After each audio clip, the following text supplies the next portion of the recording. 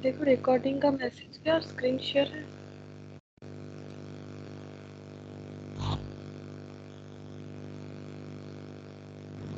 है ma'am. Good evening Nandini. Good evening ma'am. अच्छा ठीक है, चलो आज हम लोग थोड़ा थ्योरी देख लेते हैं, ठीक है। मतलब कुछ कुछ थ्योरी है जो कि काफ़ी इम्पोर्टेंट है, तो थ्योरी कुछ देख लेते हैं बजट पे, फिर जितना टाइम बचेगा उस पे क्वेश्चन भी सॉल्व कर लेंगे, ठीक है, जो भी बचा हुआ है। तो इम्पोर्टेंट थ्योरी में सबसे पहले देखो, कुछ कुछ थ्योरी तो मैंने क्वेश्चन के साथ साथ ही लिखवा दिया था। जैसे कि फ्लेक्सिबल बजट मैंने बताया था क्या होता है, ठीक है, फ्लेक्सिबल बजट लिखवाया था। और मुझे जितना याद आ रहा है फ्लेक्सिबल बजट और सेल्स बजट भी लिखवाया था। सेल्स बजट लिखवाया था, क्या बता सकते हो, सेल्स बजट लिखवाया था?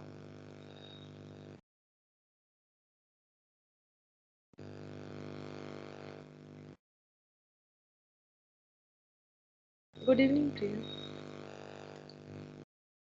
अच्छा मुझे बता सकते हो मैंने सेल्स बजट लिखवाया था कि नहीं, मुझे याद नहीं आ रहा है। मैंने सेल्स बजट लिखवाया था, सेल्स बजट थ्योरी लिखवाया था, कॉपी में देखो ना। ना मैम। लिखा ही नहीं? अच्छा ঠিক আছে, চলো हम लोग सेल्स बजट से लिखते हैं। এইটা তো লিখিয়েছি, কি বলে জানো এটাকে, প্রোডাকশন বাজেট লিখিয়েছি না, ফ্লেক্সিবল বাজেট, फ्लेक्सिबल बजट तो है मैम, लिखिए। Production budget, raw yes ma'am, material, flexible purchase budget budget. लिखवाया है। सेल्स बजट नहीं लिखवा है, सेल्स बजट से लिखवाते हैं। देखो सेल्स बजट हम लोगों ने सेल्स बजट तो बहुत सारा किया भी है, कैसे होता है सेल्स बजट, बेसिकली क्या है, हमें ये आइडेंटिफाई करना है कि फ्यूचर में हम लोग कितना यूनिट सेल करना चाहते हैं, तो उतना ही हमें प्रोडक्शन करना पड़ेगा, ठीक है। तो सेल्स बजट से हमें ये पता चलता है कि हम लोग बिजनेस में कितना, मतलब कितना यूनिट हम लोग बेचना चाहते हैं। नॉर्मली ये कौन बनाएगा, सेल्स का डिपार्टमेंट किसका होता है, मार्केटिंग डिपार्टमेंट। मार्केटिंग डिपार्टमेंट वाले लोग जो है वो सेल्स बजट बना के बोल सकते हैं कि हमें इतना यूनिट का प्रोडक्शन करना चाहिए सेल करने के लिए, ठीक है। तो यहाँ पर लिखो पहला, this budget represent the target to be achieved bye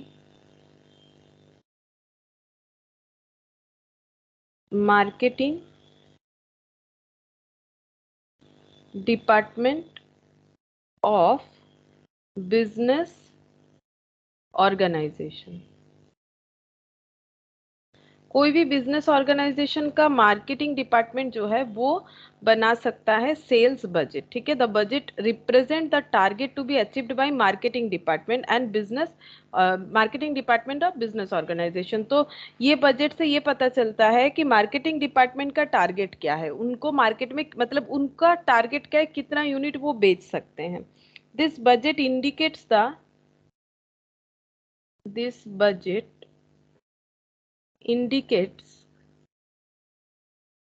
indicates the quantity and amount of sales.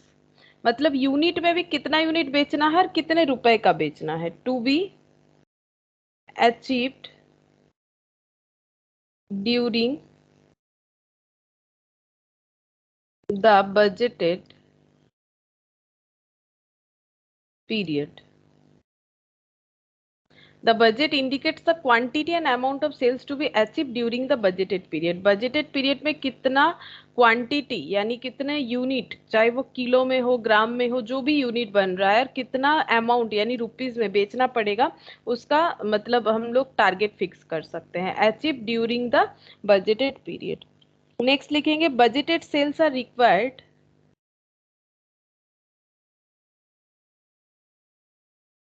budgeted sales are required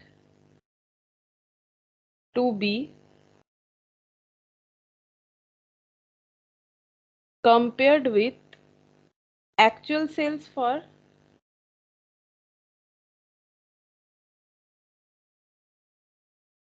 computation of sales variance, computation of sales variance। Sales variance का मतलब क्या होता है, सेल्स वेरिएंस का मतलब होता है sales अगर वेरी किया, क्योंकि मैंने एकदम फर्स्ट क्लास में ही बताया था बजट जो होता है एक्यूरेटली वैसा ही हो ऐसा जरूरी नहीं है, थोड़ा कम या ज्यादा हो सकता है। तो अगर हमारा सेल्स वेरी किया, अगर हम लोगों ने सोचा था 100 यूनिट बेचेंगे बट हम लोग 90 यूनिट ही बेच पाए, तो ये जो वेरिएंस हुआ, या 100 सोचे थे 112, तो एक फेवरेबल केस होता है एक एडवर्स केस होता है। तो जैसे हम लोगों ने कम बेचा तो ये एडवर्स है सिचुएशन बिजनेस के लिए, अगर ज्यादा बेचा तो फेवरेबल है।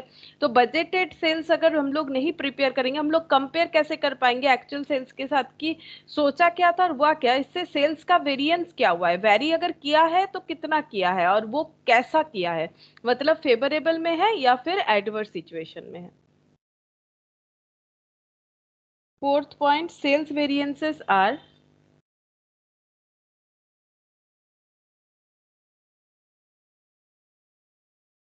Analysed for the purpose of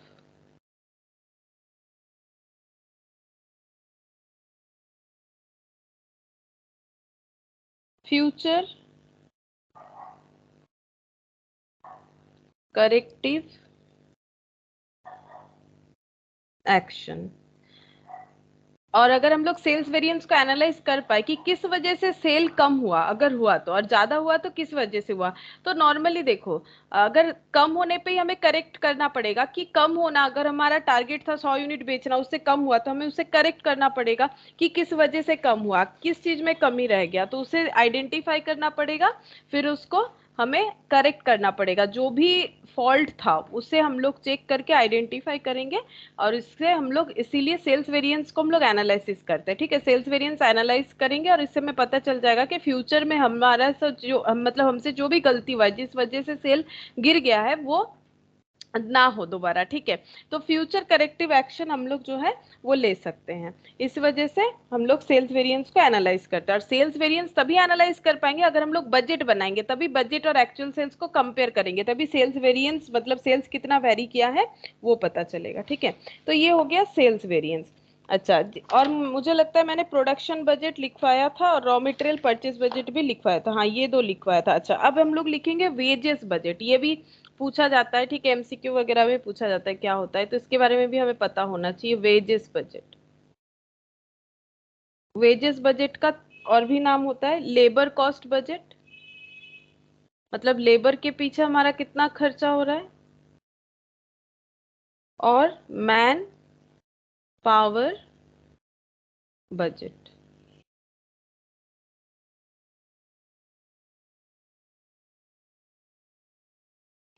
देखो इसमें क्या है, this budget represent the wage cost to be spent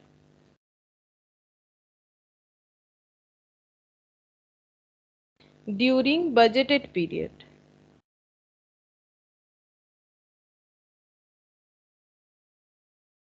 on budgeted production। तो क्या लिखा है देखो, दिस बजट रिप्रेजेंट, अगर हम लोग ऐसा कोई बजट बनाते हैं जहां पर लेबर को कितना पेमेंट करना है इसका एस्टिमेशन करते हैं, तो this budget represent the wage cost to be spend मतलब हमें स्पेंड करना होगा during budgeted period on budgeted production. मतलब बजटेड हमारा पहले प्रोडक्शन फिक्स्ड किया होगा हम लोगों ने कि कितना यूनिट प्रोड्यूस करना है, और उस पर यूनिट प्रोड्यूस करने पे कितना लेबर चार्जेस लगेगा, उससे हम लोग टोटल लेबर चार्जेस कैलकुलेट करके ये सोच सकते हैं कि हमारा कितना लेबर कॉस्ट बजटेड हो सकता है। ठीक है, तो बजटेड प्रोडक्शन यूनिट पे कितना पैसा खर्चा करना है फॉर द लेबर पर्पस, तो उसी से हम लोग वेजेस बजट बना सकते हैं। Budgeted wages are required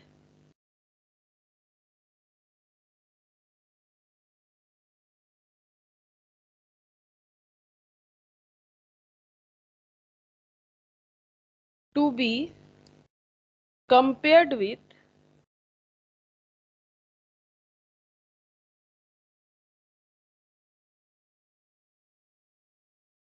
compared with actual wages for calculating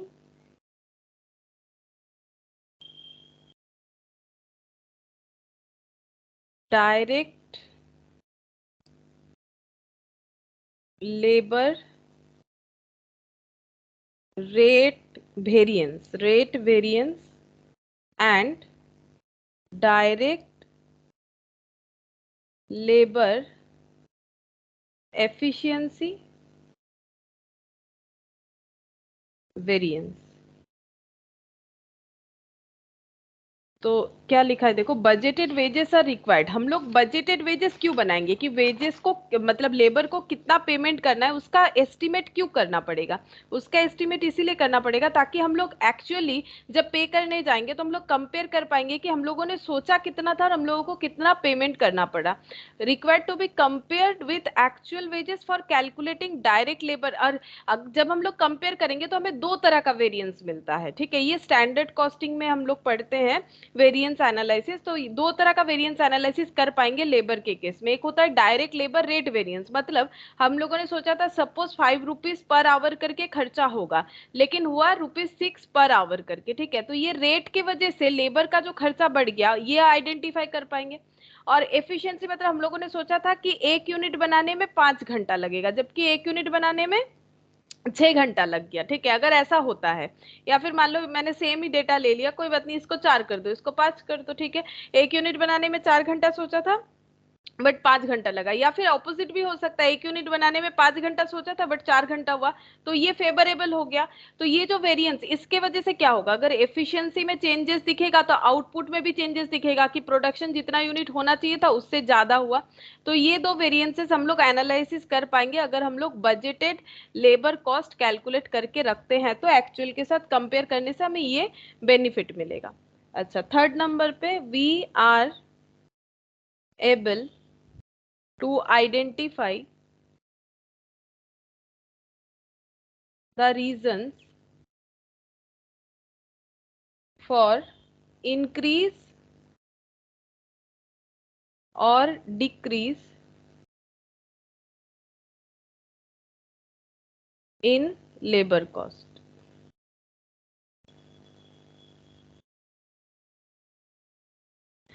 we are able to identify the reason for increase और डिक्रीज इन लेबर कॉस्ट। तो हम लोग आइडेंटिफाई कर पाएंगे कि रेट की वजह से हुआ, एफिशिएंसी की वजह से हुआ, क्या हुआ। मतलब हम लोगों ने सोचा था कि 1 घंटे में 5 यूनिट बन जाएगा, जबकि 1 घंटे में 6 ही यूनिट बना, तो इससे हमारा प्रोडक्शन कम हुआ। तो लेबर एफिशिएंसी वेरी किया, इस वजह से हमारा जो है कॉस्टिंग जो है ज्यादा हो गया। हम लोग का टारगेट था सपोज मान लो 10 यूनिट बनाना, ठीक है। तो 10 यूनिट हमें लगा था 1 घंटे में 5 यूनिट बनता है, तो 10 यूनिट बनाने में 2 घंटा लगेगा और लेबर को 2 घंटा बेसिस पे पेमेंट कर देंगे। बट लेबर ने 2 की जगह 4 घंटा ले लिया और उस हिसाब से पेमेंट भी ज्यादा चला गया। तो यही बोल रहा है कि हम लोग we are able to identify the reason for increase और decrease in labour cost. Increase भी हो सकता है, डिक्रीज भी हो सकता है, कितना हुआ और क्यों हुआ ये हम लोग आइडेंटिफाई कर पाएंगे अगर हम लोग बजटेड लेबर कॉस्ट बनाते हैं तो। और ये last point, when we identify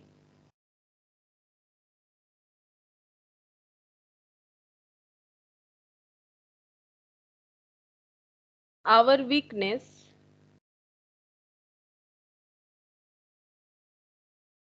we have to take future corrective action. और हमें अगर समझ में आ जाता है कि ऑर्गेनाइजेशन से क्या गलती हो रहा है, मैनेजमेंट से क्या गलती हो रहा है, अगर हम लोग अपना वीकनेस जो है वो फाइंड आउट कर लेते हैं, हम लोग का मतलब ऑर्गेनाइजेशन में किसी भी सेक्टर में किस वीकनेस के वजह से हमारा जो लेबर कॉस्ट है इंक्रीज हो रहा है, तो इससे हमें फ्यूचर में हम लोग करेक्ट कर सकेंगे, ठीक है। तो ये देखो, ये पॉइंट सभी में कॉमन होता है, कंपेयर करने से हम लोग उसको फिर से करेक्ट कर सकते हैं कि क्या गलती है, उसको हमें सही करना पड़ेगा। अच्छा, मैम एक बार ये लास्ट लाइन दिखाना, व्हेन हाँ, we identify. when we identify our weakness।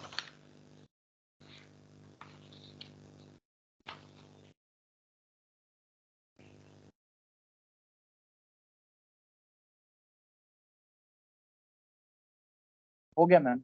हम्म, अच्छा, फिर नेक्स्ट लिखेंगे advantage of budgetary control. Budget में कंट्रोल रखने का एडवांटेज क्या है, तो हेडिंग करना है advantage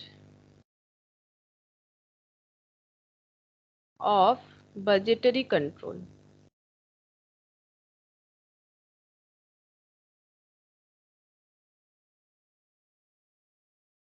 Point 1, it is helpful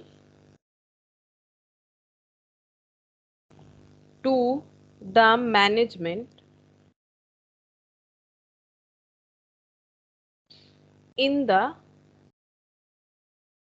context of execution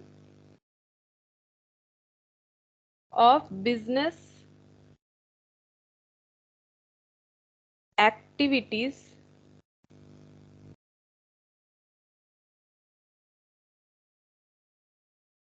in efficient manner.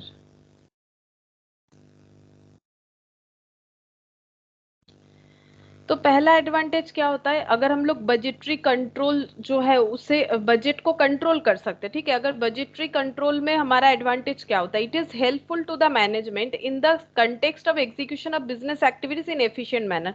अगर हमें पहले से ही पता है कितना यूनिट बनाना है तो हम लोग एफिशिएंटली क्या करेंगे, एक अगर हम लोग टारगेट फिक्स कर लेंगे। अब टारगेट फिक्स कैसे किया जाता है कि हमें सर्वे वगैरह करना पड़ता है, ठीक है। ये एक टॉपिक ही होता है जो सीएमए में रहता है, ठीक है। सीएमए में ग्रुप 2 में एक क्या बोलते हैं, एक चैप्टर बोल रहे हैं, सॉरी, एक सब्जेक्ट ही है और ओएमएसएम बोल के, ठीक है। वहां पर दिया हुआ रहता है कैसे सेल फोरकास्ट किया जाता है, ठीक है। तो फोरकास्टिंग करना पड़ता है, ठीक है। फोरकास्ट करना मतलब क्या, वही बजट। अब ये फोरकास्ट का बहुत सारा मतलब फैक्टर्स रहता है, ठीक है। बहुत सारी चीजों के ऊपर ध्यान देके हम लोग फोरकास्ट करते हैं, सेल का सर्वे करके करते हैं, ठीक है। बहुत सारा मेथड होता है। तो इससे क्या होगा, अगर हम लोगों को पहले से ही पता रहेगा कितना सेल का टारगेट फिक्स करना है। अगर हम लोग ऐसे ही मतलब कुछ भी सोचे समझे बिना, अगर 5 यूनिट का ऑर्डर आ गया, 5 यूनिट बनाने बैठ गया, ऐसा तो नहीं होता है ना। हमें एक टारगेट फिक्स करना पड़ेगा कि हम लोग कितना यूनिट बनाना चाहते हैं। इससे हम लोग का जो एग्जीक्यूशन है वो इजीली और एफिशिएंटली होगा, एफिशिएंट मैनर से होगा। और इसका सबसे बड़ा बेनिफिट मैनेजमेंट को मिलेगा, ठीक है, क्योंकि ये सारा चीज मैनेज करना मैनेजमेंट का रिस्पॉन्सिबिलिटी होता है। तो मैनेजमेंट अगर बजट बना के काम करेगी तो उनके लिए एफिशिएंटली बिजनेस ऑर्गेनाइजेशन का डिसीजन को एग्जीक्यूट करना आसान हो जाएगा, ठीक है। वो एफिशिएंटली काम कर पाएंगे, इसीलिए बजटरी कंट्रोल जरूरी है। नेक्स्ट हम लोग लिखेंगे, it is regarded as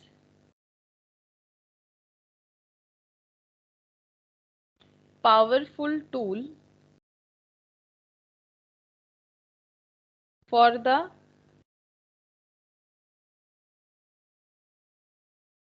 purpose of control of expenditure, ठीक है।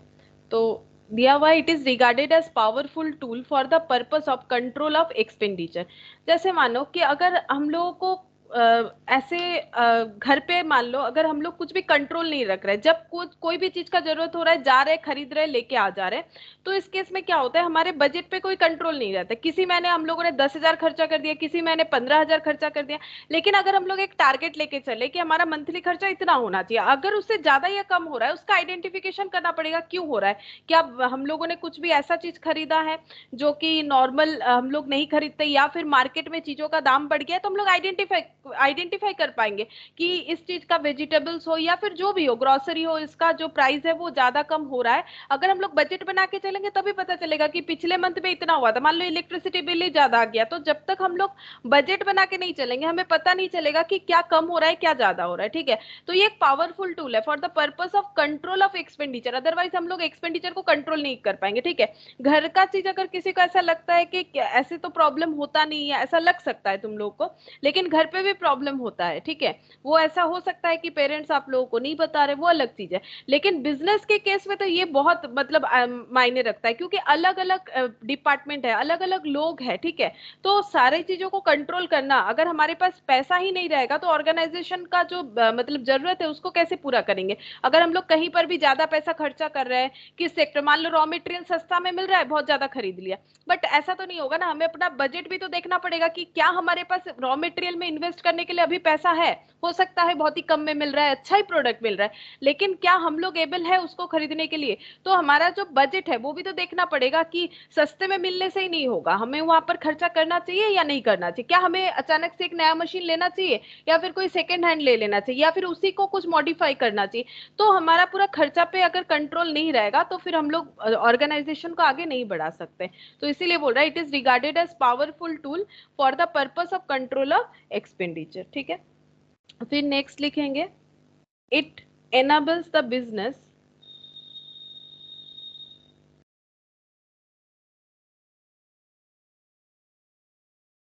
organization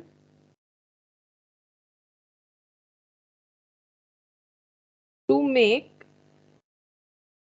efficient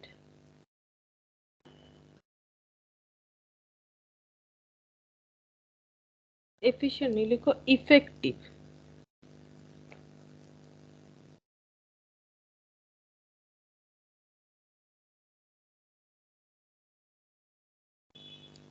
to make effective utilization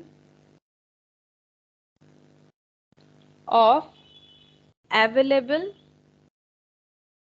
resources. It enables the business organization to make effective utilization of available resources. जैसे कि अभी मैंने पैसे का बात बोला, अगर हमारे पास ये हमारा नॉलेज में रहता है कि हमारा बजट क्या है, कितना हम लोगों ने बजट रखा है, मान लो रॉ मटेरियल खरीदने का ही, और कितना हमारे पास अवेलेबल रिसोर्स यानी कि कैश है, ठीक है, या फिर इन्वेस्ट करने के लिए पैसा अवेलेबल है, तो हम लोग उसी तरह से सोच समझ के खर्चा करेंगे, तो सारी चीजों पर ये एप्लीकेबल होगा।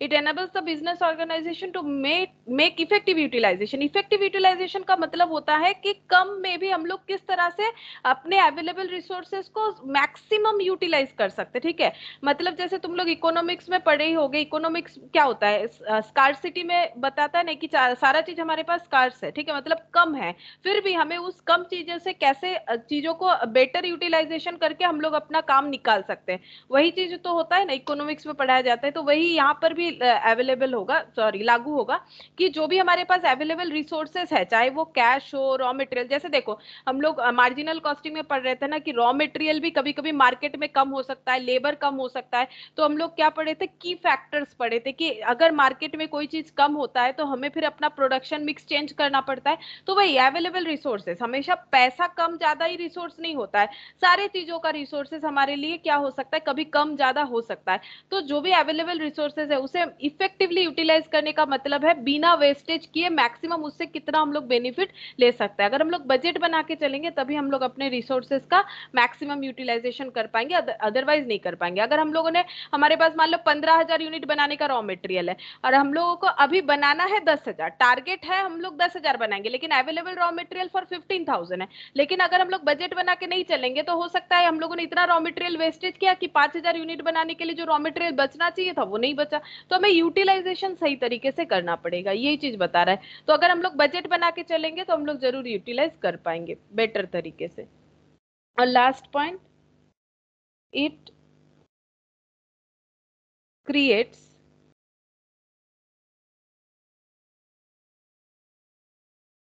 suitable conditions for implementation of standard costing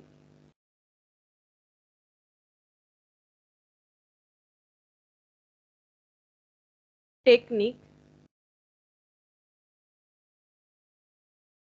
in the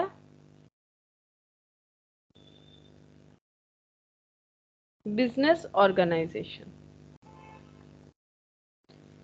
और बजट अगर हम लोग बना के चलेंगे तो हम लोग स्टैंडर्ड कॉस्टिंग टेक्निक को भी अप्लाई कर पाएंगे। और स्टैंडर्ड कॉस्टिंग टेक्निक का मतलब कुछ नहीं, हमें जस्ट कंपेयर करना है कि वही वेरिएंस एनालिसिस को ही स्टैंडर्ड कॉस्टिंग टेक्निक बोलते हैं, कि हम लोगों ने बजटेड क्या सोचा था और एक्चुअल में क्या हुआ, इन दोनों का जो डिफरेंस है उसको बोलते हैं वेरिएंस एनालिसिस, जो एक स्टैंडर्ड कॉस्टिंग का टेक्निक है।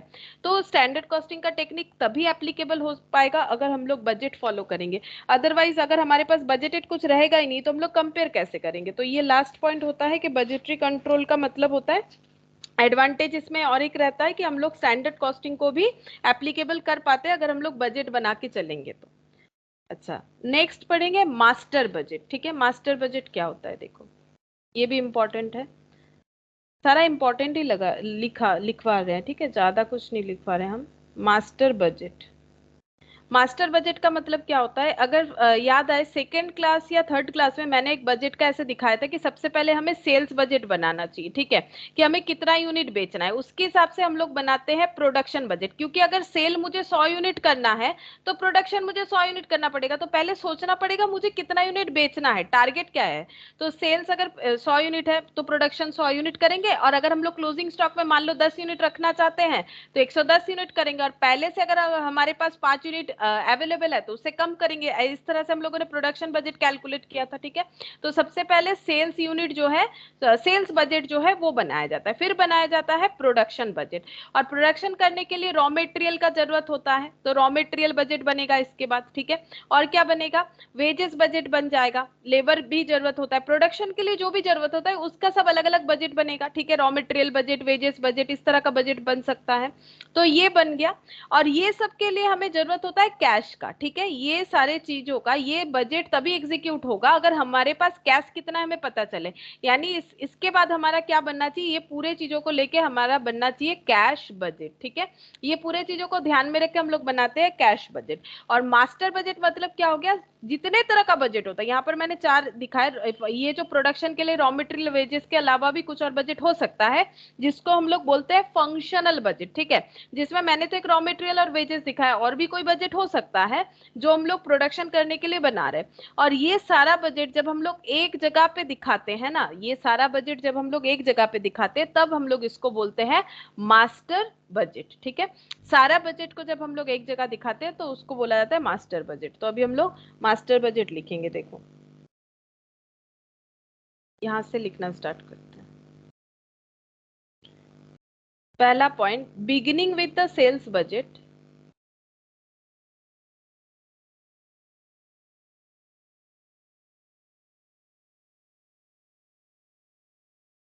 Beginning with the sales budget, various other budget.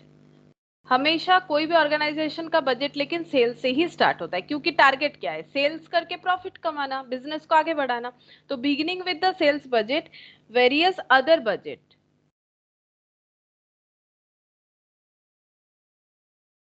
Are other budgets are prepared like production budget. जैसे मैंने अभी बोला, सेल्स के बाद ही प्रोडक्शन सोचना पड़ता है कि अगर इतना सेल टारगेट है तो कितना फिर प्रोडक्शन करना पड़ेगा, production budget. Purchase budget, purchase budget में जैसे रॉ मटेरियल परचेज कर लिया हम लोगों ने, और लेबर के लिए तो अभी हम लोगों ने देखा लेबर कॉस्ट बजट, तो परचेज बजट। ठीक है, etcetera. Second, after preparation of,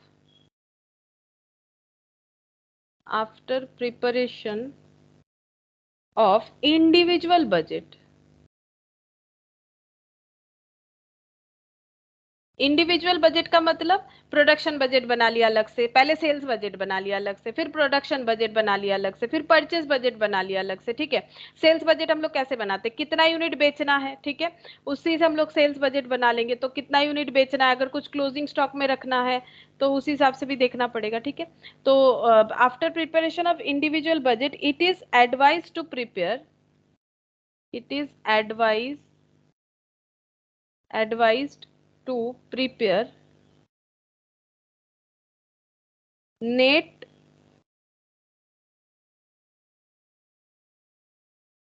summary of all the budgets। फिर सारे बजट का हमें एक समरी बना लेना चाहिए। जैसे समरी का मतलब, जैसे देखो ये समरी हो गया ना, लास्ट में जो आ रहा है, ठीक है, इतना प्रॉफिट हो रहा है, ये कुछ एक बजट बनाया था हम लोगों ने, या ये वाला जैसे प्रोडक्शन बजट है कि टोटल इतना यूनिट प्रोडक्शन होगा 235 231, तो ये समरी हो गया। तो हमें क्या करना चाहिए, सारे बजट को इंडिविजुअली प्रिपेयर करने के बाद सबका एक समरी बना लेना चाहिए। ठीक है, अच्छा, फिर नेक्स्ट क्या बोल रहे हैं देखो, the net summary of all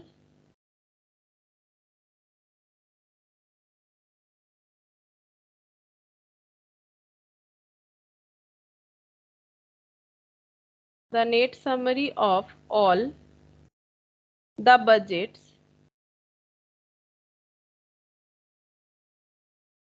when incorporated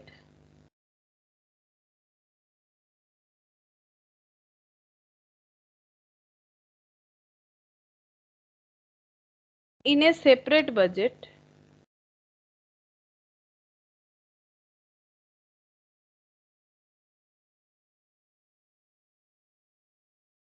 is known as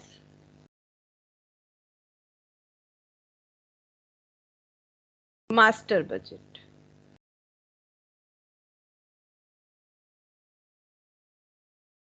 The net summary of all the budget when incorporated in a separate budget, मतलब ये देखो, जैसे मैंने बोला ये इंडिविजुअली बन गया, ये इंडिविजुअली बन गया, ये सारे इंडिविजुअली बन गए, कैश बजट बन गया, ये सब इंडिविजुअली बनाने के बाद इसका जो समरी है जब उसे हम लोग एक जगह पे लिखेंगे, ठीक है, तो उसको हम लोग बोलेंगे मास्टर बजट। जहां पर हमें सारे बजट का समरी मिल जाएगा उसको बोला जाता है मास्टर बजट। और लास्ट पॉइंट इसका,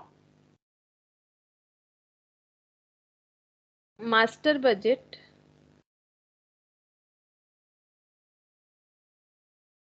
represents the target of business organization as a whole। तो मास्टर बजट में अगर सारे बजट का समरी रहेगा तो हमें आराम से पता चल जाएगा कि ऑर्गेनाइजेशन का टारगेट क्या है, towards sale, towards production, towards raw material purchase. तो ये सारे चीजों का एक समरी हमें मिल जाएगा। Master budget represent the target of business organization as a whole, मतलब पूरा टारगेट क्या है बिजनेस ऑर्गेनाइजेशन का। अलग अलग बजट देखने का जरूरत नहीं है, अगर ऑर्गेनाइजेशन मास्टर बजट फॉलो कर रहा है तो हम लोग मास्टर बजट देख के ही बता सकते हैं कि इनका सारे बजट का टारगेट क्या है, चाहे वो सेल्स हो, प्रोडक्शन हो या फिर कुछ और हो।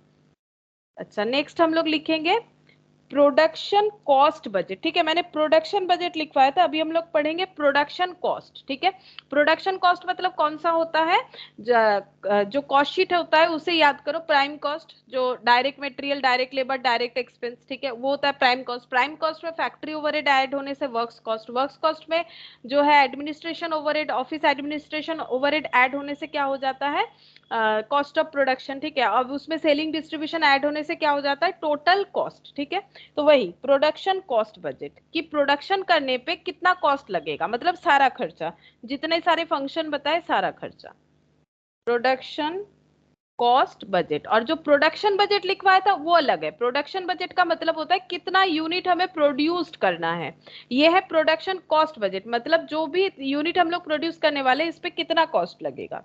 तो पहला point, production cost budget represent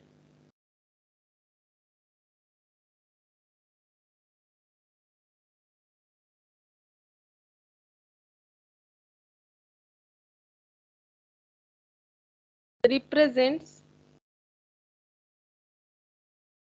budgeted cost in respect of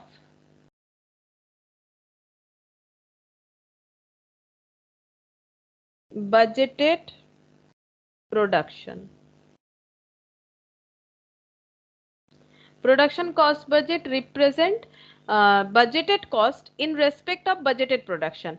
तो जो प्रोडक्शन जितना यूनिट हमें करना है, जिसका हम लोगों ने बजट बनाया है, मतलब एस्टिमेटेड कितना यूनिट हमें प्रोड्यूस करना है, वो एस्टिमेटेड यूनिट प्रोड्यूस करने के लिए कितना एस्टिमेटेड कॉस्ट होगा, उसको हम लोग बोलते हैं प्रोडक्शन कॉस्ट बजट। अगर हम लोगों का टारगेट है 10,000 यूनिट प्रोड्यूस करना है, तो 10,000 यूनिट प्रोड्यूस करने में अगर 50,000 रुपए का खर्चा हो रहा है, ये हम लोगों ने एस्टिमेट करके निकाला, तो वो 50,000 रुपए का जो हम लोगों ने स्टेटमेंट बनाया, that is called production cost budget. फिर सेकेंड हो जाएगा, second point, here budget cost means, here budgeted cost means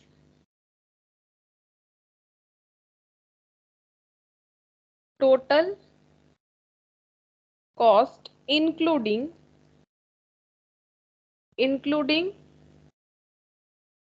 selling and distribution।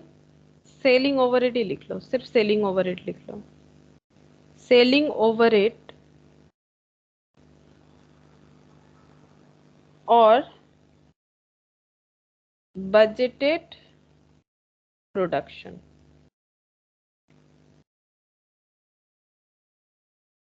Here budgeted cost means total cost including selling overhead और budgeted production। यहाँ पर budgeted cost का मतलब ऐसा नहीं है जैसे हम लोग कॉस्ट शीट में पढ़ते हैं तो कॉस्ट ऑफ प्रोडक्शन, तो कॉस्ट ऑफ प्रोडक्शन तो up to office and administration overhead तक होता है, ठीक है। उसके बाद सेलिंग एंड डिस्ट्रीब्यूशन ऐड होने पे आ जाता है कॉस्ट ऑफ सेल्स। लेकिन यहाँ पर बजटेड कॉस्ट का मतलब टोटल कॉस्ट होता है, ठीक है। यहाँ पर बजटेड कॉस्ट का मतलब सारा कॉस्ट होगा इंक्लूडिंग सेलिंग ओवरहेड, क्योंकि सेलिंग ओवरहेड को मार्केटिंग डिपार्टमेंट में डाला जाता है तो प्रोडक्शन के साथ रिलेट नहीं किया जाता है कॉस्ट शीट में। कॉस्ट शीट में कॉस्ट ऑफ प्रोडक्शन का मतलब up to office and administration overhead, उसके बाद कॉस्ट ऑफ सेल्स हो जाता है और सेलिंग डिस्ट्रीब्यूशन ओवरहेड ऐड होने के बाद। लेकिन यहाँ पर बजटेड कॉस्ट का मतलब ही प्रोडक्शन कॉस्ट है और इसका मतलब है टोटल कॉस्ट। जो प्रोडक्शन कॉस्ट है वही बजटेड कॉस्ट है और वही टोटल कॉस्ट है। तो टोटल कॉस्ट का मतलब हो जाएगा obviously selling distribution overhead add होगा, क्योंकि कॉस्ट शीट में भी तो हम लोग वही लिखते हैं। टोटल कॉस्ट का मतलब ही कॉस्ट ऑफ सेल्स, और कॉस्ट ऑफ सेल्स कैसे आता है? सेलिंग डिस्ट्रीब्यूशन ओवरहेड ऐड करने के बाद। तो वही पॉइंट यहाँ पर क्लैरिफाई कर दिया है कि यहाँ पर लेकिन बजटेड कॉस्ट जो बनेगा उसका मतलब होता है टोटल कॉस्ट, प्रोडक्शन कॉस्ट का मतलब। फिर point 3, budgeted cost is to B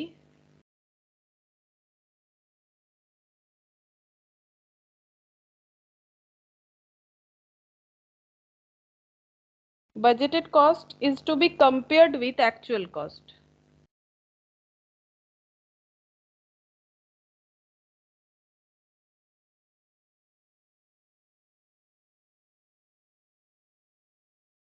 For computing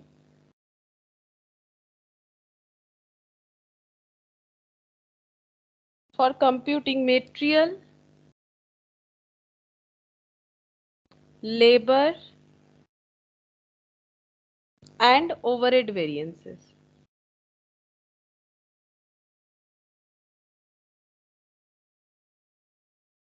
Budgeted cost is to be compared with actual cost for computing material, labor and overhead variances. Variances जो कि स्टैंडर्ड कॉस्टिंग का एक technique है, तो variances तभी आइडेंटिफाई कर पाएंगे अगर हम लोगों ने क्या सोचा था वो हमारे दिमाग में रहे और एक्चुअली क्या हुआ रिगार्डिंग द इंसिडेंट, तब जाके हमें पता चलेगा कि वेरिएंस क्या। मतलब मटेरियल का कॉस्ट ज्यादा हुआ कि कम, हम लोगों ने सोचा था 12 रुपए पर किलो होगा लेकिन मार्केट में जाके देखे 10 रुपए पर किलो, तो ये फेवरेबल सिचुएशन हो जाता है क्योंकि कम लगा खर्चा। तो बजट जब तक नहीं बनाएंगे कंपेयर कैसे करेंगे एक्चुअल के साथ? तो वही budgeted cost is to be compared with actual cost for computing material, labour and overhead variances. Next हम लोग पढ़ेंगे वेरिएंसेस आर हेल्पफुल। और वेरिएंस एनालिसिस करके फायदा क्या है? हम लोग सही डिसीजन ले सकते हैं, फ्यूचर में ऐसा गलत ना हो इसका करेक्टिव एक्शंस जो है वो ले सकते हैं, ठीक है, जो हमारे कंट्रोल में है। ऑब्वियसली मार्केट में मटेरियल का प्राइस हमारे कंट्रोल में नहीं है तो हम लोग उसके जगह सब्स्टिट्यूट मटेरियल देख सकते हैं, अगर सस्ते में कुछ मिल जाता है तो ये सब हम लोग आइडेंटिफाई करेंगे कि क्योंकि टारगेट ही तो ये होता है ना कॉस्ट का, कितने सस्ते में हम लोग अच्छा क्वालिटी का प्रोडक्ट बना के मार्केट में बेच पा रहे हैं, तभी हम लोग ज्यादा प्रॉफिटेबल हो सकते हैं। Variances are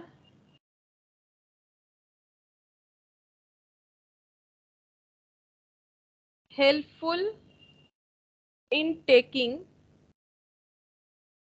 future corrective action.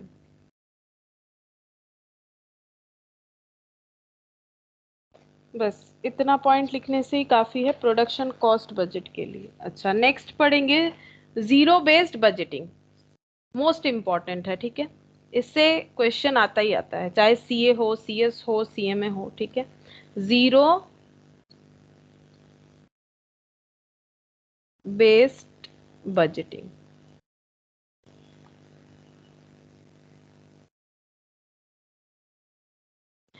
Zero based budgeting ऐसे ZBB ऐसे भी लिखा हुआ रहता है। जीरो बेस्ड बजटिंग का मतलब होता है नॉर्मली हम लोग प्रीवियस ईयर के डेटा के ऊपर बेस करके बजट बनाते हैं, कि अगर प्रीवियस मंथ इतना खर्चा हुआ है तो इस मंथ कितना होगा। लेकिन जीरो बेस्ड बजटिंग का मतलब है कि मान लो नया बिजनेस है, ठीक है, मैक्सिमम केस में क्या होता है, नया बिजनेस के केस में हो सकता है कि अगर किसी ने इसी साल बिजनेस खोला है तो उसका तो कोई प्रीवियस डेटा नहीं होगा बिजनेस ऑर्गेनाइजेशन रिलेटेड, ठीक है, तो वो प्रीवियस डेटा के साथ तो बजट नहीं बना सकता है, उसे क्या करना पड़ेगा, करेंट सिचुएशन को ध्यान में रख के वो बजट बना सकता है कि क्या हो सकता है अगर हम ऑर्गेनाइजेशन में इतना प्रोडक्शन करें या फिर इतना मतलब सेल्स करे, इतना प्रोडक्शन करे, इतना रॉ मटेरियल परचेस करे तो क्या हो सकता है, उस बेसिस पे कर सकता है, कोई प्रीवियस डेटा के बेसिस पे नहीं कर सकता है। और जैसे ही ये साल पार हो जाएगा उसके बाद वो इस साल के बेसिस पे नेक्स्ट ईयर को एस्टिमेट कर सकता है। तो जीरो बेस्ड बजटिंग मतलब जिसका कोई बेस नहीं है, बेस मतलब प्रीवियस कोई डेटा नहीं है जिसके बेसिस पे हम लोग कर रहे हैं, हम लोग करेंटली जो चल रहा है मतलब करेंट हम लोग क्या करना चाहते हैं उसके बेसिस पे बजट बना रहे हैं, इसको बोलते हैं जीरो बेस्ड बजटिंग, ठीक है। तो इसमें लिखो under conventional budget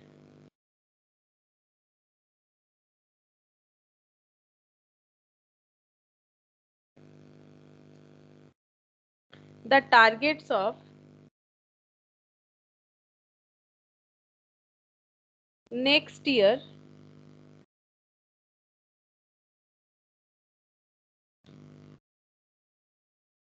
are established on the basis of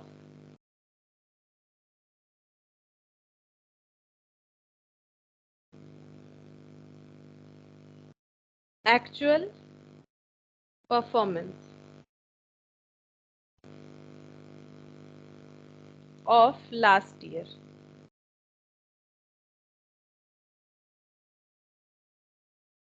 Sales forecast of next year may be decided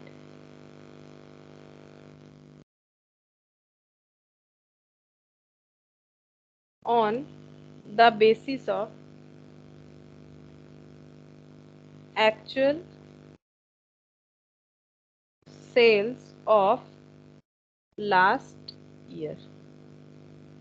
तो देखो पहला पॉइंट मैंने क्या लिखा है, अंडर कन्वेंशनल बजट मतलब नॉर्मली जो बजट होता है, बजट का मतलब होता है प्रीवियस डेटा के बेसिस पे हम लोग इस साल कुछ एस्टिमेट करें या फिर इस मंथ या फिर इस वीक, जैसे भी जो भी प्रीवियस डेटा जितने पीरियड का ले रहा है इस पीरियड में भी हम लोग उसी बेसिस पे एस्टिमेट कर रहे हैं। तो कन्वेंशनल बजट ऐसा ही होता है, the target of next year are established on the basis of actual performance of last year. Last year में क्या हुआ था उस बेसिस पे हम लोग अपना टारगेट फिक्स करेंगे। तो अगर लास्ट ईयर 10,000 यूनिट बिका था तो हम लोग ऐसा टारगेट फिक्स कर सकते हैं कि इस साल हो सकता है कि 15,000 यूनिट बिक जाए, ठीक है।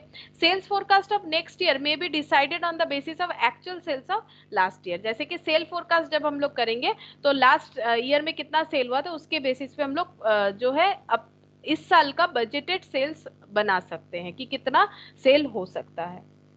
ये होता है कन्वेंशनल बजट मतलब नॉर्मली बजट का मतलब जो होता है। अब हम लोग लिखेंगे जीरो बेस्ड बजट में क्या होता है, उसमें ऐसा नहीं होता है। Under zero based budget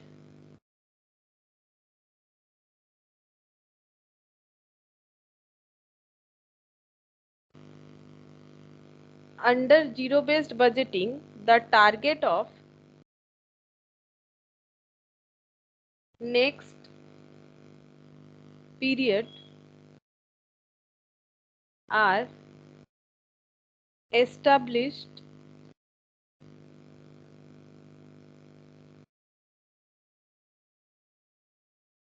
ignoring the actual performance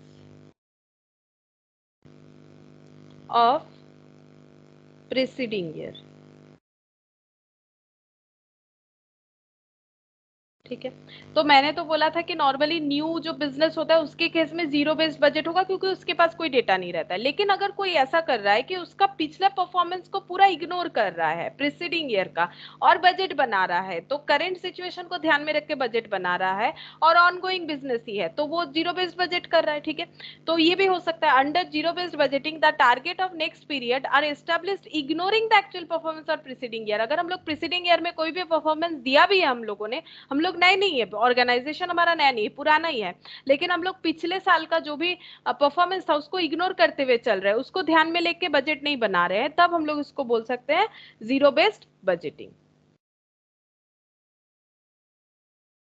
फिर third point, under zero based budgeting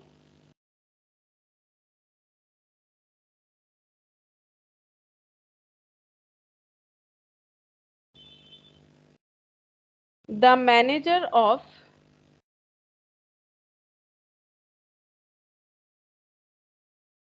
each department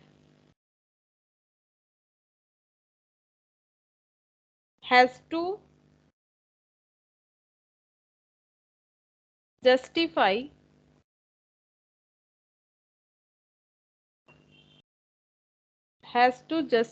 the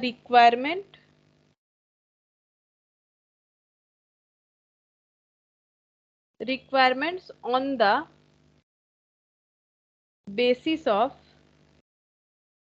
future projection, ignoring the past achievement।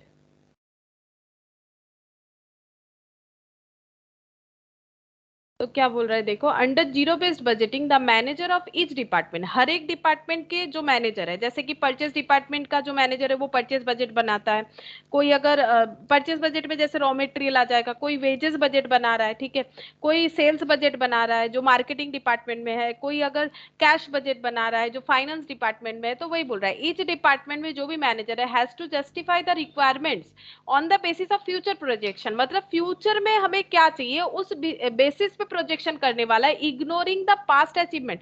लेकिन नॉर्मली बजट तो पास्ट अचीवमेंट से हम लोग बनाते हैं ना, कि पिछले साल ऐसा हुआ है तो इस साल ऐसा हो सकता है, लेकिन जीरो बेस्ड बजट पूरा उल्टा बोल रहा है, इसलिए पहले ही बोला है कन्वेंशनल बजट की तरह ये नहीं है, मतलब कन्वेंशनल मतलब जो नॉर्मली होता है, ठीक है, ये बोल रहा है कि पास्ट को इग्नोर करो, पास्ट इज पास्ट, छोड़ो, भूल जाओ, पास्ट में क्या हुआ भूल जाओ। तो अगर मतलब बोल रहा है कि फ्यूचर में क्या हो सकता है उस बेसिस पे आज अभी प्रेजेंट का प्रोजेक्शन हम लोग बनाएंगे, प्रेजेंट में जो प्रोजेक्शन हम लोग करेंगे, मतलब प्रेजेंट में जो बजट हम लोग बनाएंगे, जो एस्टिमेशन हम लोग करेंगे, वो फ्यूचर के ऊपर डिपेंड करके करेंगे, ना कि पास्ट के ऊपर, जो कि बजट का पूरा मतलब ऑपोजिट ही है बोल सकते हैं, क्योंकि बजट में नॉर्मली हम लोग पास्ट डेटा से ही क्या करते हैं, बजट एस्टिमेट बनाते हैं आज क्या हो सकता है। यहाँ पर बोल रहा है कि हम लोग फ्यूचर प्रोजेक्शन के ऊपर बेसिस करके आज के डेट पे बजट बनाएंगे। Fourth number point, zero based budgeting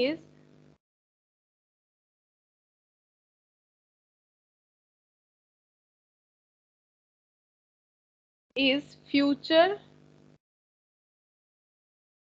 oriented activity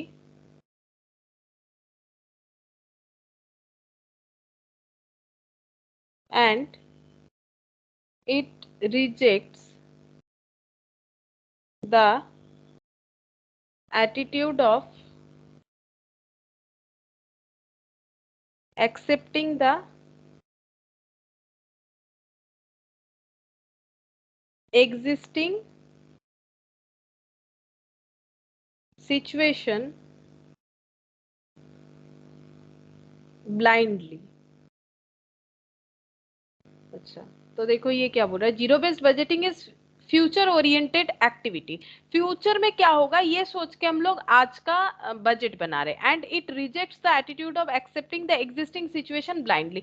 लेकिन हम लोग ये इग्नोर कर देते हैं कि अभी हमारा सिचुएशन क्या है, हम लोग फ्यूचर का सिचुएशन सोच के आज को मतलब आज का बजट बना रहे, फ्यूचर में क्या होगा ऐसा सोच के अभी बजट बना रहे, लेकिन हम लोग ये इग्नोर कर दे रहे हैं कि हम लोगों का आज का सिचुएशन, अभी एग्जिस्टिंग सिचुएशन क्या है। तो जीरो बेस्ड बजटिंग जो है वो हमारे प्रेजेंट कंडीशन को फुल्ली इग्नोर करता है, सिर्फ फ्यूचर बेसिस को ध्यान में रख के हम लोग जीरो बेस्ड बजट बना सकते हैं, या फिर जो नया ऑर्गेनाइजेशन है जिसके पास कोई डेटा है ही नहीं वो बनाएगा जीरो बेस्ड बजट। अच्छा, और एक है functional budget.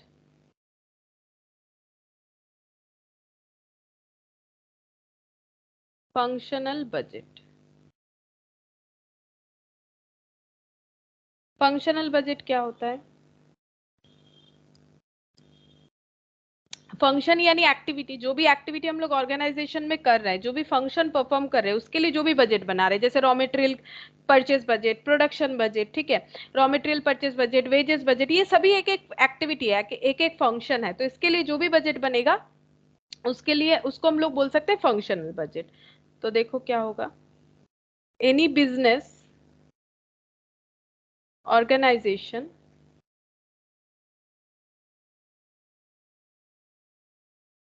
can be divided into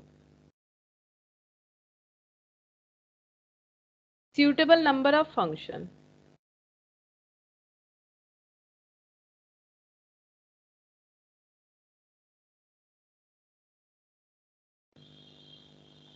For example, sales, production,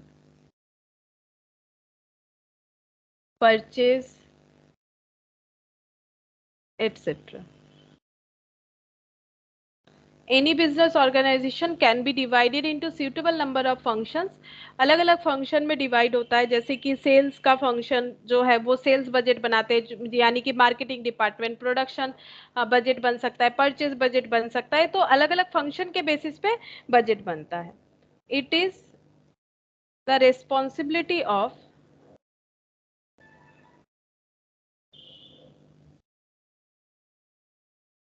of the business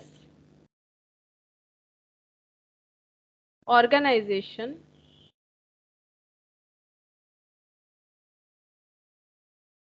to establish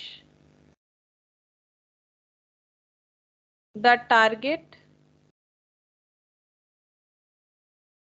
for each and every function। बोल रहे कि it is the responsibility of the business organization to establish the target of each and every function. मतलब sale का target क्या होगा, ये responsibility है business organisation में, जो सेल्स का डिपार्टमेंट संभाल रहे हैं उनका रेस्पॉन्सिबिलिटी है सेल टारगेट को ध्यान में रखना, ठीक है। प्रोडक्शन टारगेट क्या होना चाहिए, परचेज टारगेट क्या होना चाहिए, कितना रॉ मटेरियल परचेज करेंगे, वेजेस को कितना पे करेंगे। अच्छा, थर्ड नंबर देखो,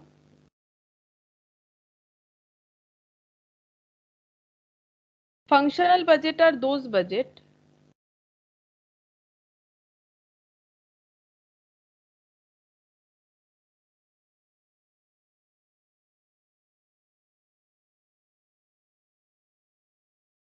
which are related to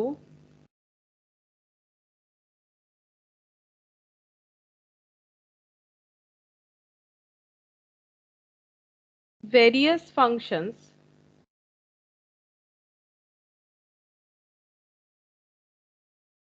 of the business organization।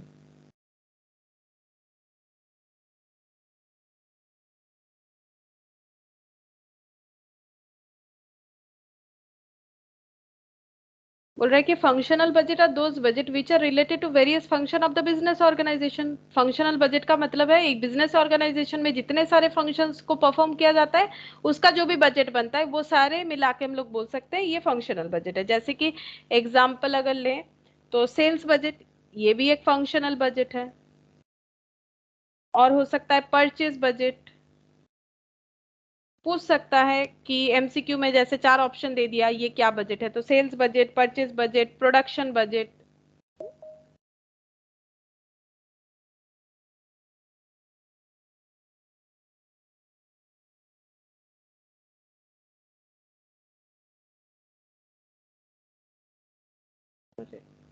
क्या हो गया, हाँ, production budget, production budget, cash budget, wages budget, research expenses budget. क्योंकि बेटर परफॉर्मेंस के लिए रिसर्च वगैरह चलते रहता है, तो रिसर्च करने का जो भी खर्चा होगा कितना होगा उसके लिए अगर हम लोग कोई बजट बनाते हैं तो रिसर्च एक्सपेंसेस बजट, तो ये भी एक फंक्शन है। Raw material consumption budget, raw material कितना यूज हुआ है तो रॉ मटेरियल कंजम्पशन बजट ये भी बन सकता है।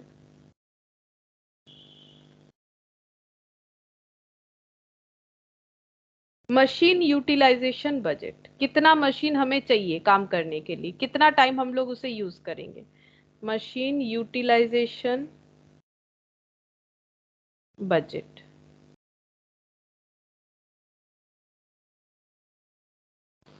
तो ये हो गया फंक्शनल बजट। अच्छा, नेक्स्ट हम लोग, बस और कुछ नहीं है थ्योरी में, मोटा मोटी जो भी हमें जरूरत था हम लोगों ने लिख लिया। चलो ठीक है, आज के लिए इतना ही थ्योरी लिखते हैं, अगर कुछ और भी इम्पोर्टेंट हमें मिलेगा तो हम लोग लिख लेंगे, ठीक है।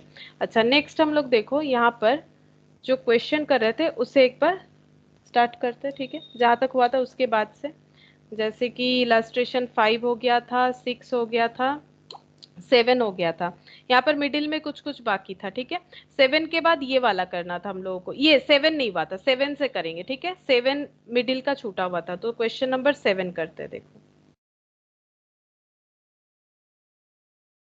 इलास्ट्रेशन 7, ठीक है।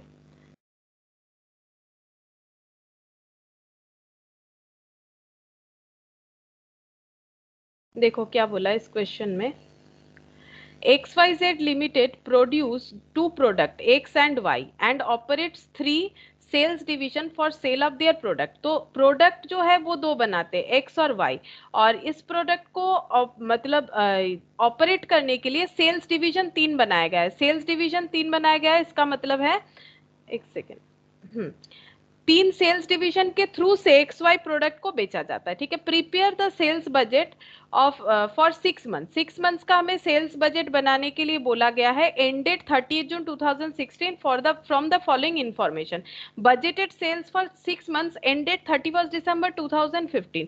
6 महीने का सेल्स, बजटेड सेल्स दे रखा है प्रोडक्ट एक्स और वाई का 3 अलग अलग डिवीजन में, क्योंकि डिवीजन 1 भी एक्स वाई बेचता है, डिवीजन 2 भी एक्स वाई बेचता है, डिवीजन 3, यहाँ पर बोल रखा था 3 अलग अलग डिवीजन के थ्रू से 2 प्रोडक्ट को बेचा जाता है, ठीक है। तो डिवीजन 1 जो बेचता है सभी 10 रुपए और 9 रुपए रेट पे बेचेंगे, ठीक है, बजटेड है। और यहाँ पर यूनिट दे रखा है, किसने कितना यूनिट बेचा है, और ये है budgeted sale for 6 months ending 31 December 2015। हमें 30 जून 2016 का प्रिपेयर करके देना है बजट, ठीक है। तो प्रीवियस डेटा है उसके बेसिस पे हमें प्रिपेयर करना पड़ेगा। आगे देखते हैं क्या बोला है, देखो यहाँ पर बोल रहा है actual sales during the same period, मतलब दिसंबर 2015 में ही 6 महीने का जो बजट बना हुआ है, अब ये जून से लेकर दिसंबर तक होगा, तभी तो 6 मंथ्स होगा। 6 मंथ्स का यहाँ पर एक्चुअल सेल्स दे रखा है, एक्स और वाई दोनों प्रोडक्ट का, तीनों डिवीजन में।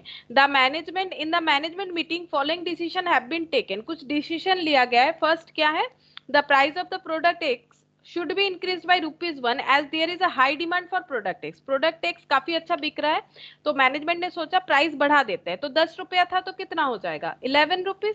Product Y is not selling at the expected rate, expected rate है 9, इससे उसमें उतना अच्छा नहीं बिक रहा है। As this product has been over priced, तो हो सकता है प्राइस इन्होंने गलत आइडेंटिफाई कर लिया है, जो कि ओवर प्राइस्ड हो चुका है मार्केट बेसिस पे। However if the selling price is reduced by ₹1, it is expected that the market would pick up. बोल रहा है कि 1 रुपया भी अगर हम लोग कम कर देते हैं जो वाई प्रोडक्ट है उसको 1 रुपए से, यानी 8 रुपए में अगर बेचना स्टार्ट करें तो मार्केट इसका भी अच्छा हो जाएगा। Therefore the divisional sales manager have made the following estimate percentage increase over previous budget. बोल रहा है कि सेल्स मैनेजर को ऐसा लग रहा है कि अगर हम लोग एक्स प्रोडक्ट को 1 रुपए बढ़ा देते हैं और वाई प्रोडक्ट का 1 रुपए कम कर देते हैं, तो हम लोग का सेल्स जो है वो इंक्रीज हो सकता है प्रीवियस बजट के हिसाब से, मतलब प्रीवियसली जितना भी बेच रहे थे उससे ज्यादा ही बेचेंगे। जैसे डिवीजन 1 20% प्रोडक्ट एक्स ज्यादा बेचेगा, डिवीजन 1 एक 5% प्रोडक्ट वाई ज्यादा बेचेगा, डिवीजन 2 10% ज्यादा बेचेगा, और डिवीजन 3 10 और 8% ज्यादा बेचेगा, ठीक है। तो हमें ये कंडीशंस दिया हुआ है, हम लोग को प्रिपेयर करके देना है 6 मंथ्स का बजट, ठीक है, जो कि एंड होगा 30 जून 2016 में। और हम लोगों को 6 मंथ्स का बजट प्रीवियस दे रखा है, जिसका बजटेड भी दे रखा है और यहाँ पर एक्चुअल भी दे रखा है, और इसमें चेंजेस क्या करना है वो भी दे रखा है। तो चेंजेस किस पे अप्लाई होगा, 30 जून 2016 पे अप्लाई होगा। देखो हम लोग को क्या दे रखा है, हम लोग को बजटेड दे रखा है, कहां से कहां तक का बजटेड दे रखा है, जो कि खत्म होता है 31 दिसंबर 2015। ये 6 मंथ्स बता रहा है, तो ये शुरू कब हुआ होगा, 1 जून 2015 हुआ होगा। जून जुलाई अगस्त सितंबर अक्टूबर नवंबर, नहीं जून, जून में तो नहीं होगा, फिर जुलाई में हुआ होगा ना, 1 जुलाई। जुलाई अगस्त सितंबर अक्टूबर नवंबर दिसंबर, हाँ इसका बजटेड भी दे रखा है और इसी पीरियड का हमें एक्चुअल भी दे रखा है। ठीक है, हमें बना के देना है आगे का 6 मंथ्स 30 जून 2016 तक का हमें बना के देना है बजटेड। बजटेड जो है सेल बना के देना है एक्स और वाई प्रोडक्ट का 3 डिवीजन पे, इसको ध्यान में रखते हुए। ठीक है, इस पे बजटेड भी दे रखा था, एक्चुअल भी दे रखा था। ठीक है, तो हम लोग को यहाँ पर आगे का पीरियड का क्या होगा वो बना के देना है बजट। अगर हम लोगों का सेल बजटेड और एक्चुअल दोनों दे रखा है प्रीवियस 6 मंथ्स का, उसके बेसिस पे तो देखो हम लोग यहाँ पर क्या करेंगे, 3 कॉलम बनाएंगे। 3 कॉलम में एक तो प्रीवियस बजटेड का कॉलम बनाएंगे, प्रीवियस बजटेड में क्या हुआ था, प्रीवियस एक्चुअली क्या हुआ था और अभी क्या हो सकता है। ठीक है, तो यहाँ पर लिख देते हैं डिवीजन। डिवीजन यहाँ पर 1 2 और ये हो गया 3। ठीक है, 3 डिवीजन है, 3 डिवीजन में 2 प्रोडक्ट बिकता है हमेशा। प्रोडक्ट यहाँ पर हो गया X Y X Y X Y, 2 product बिकता है एक्स और वाई।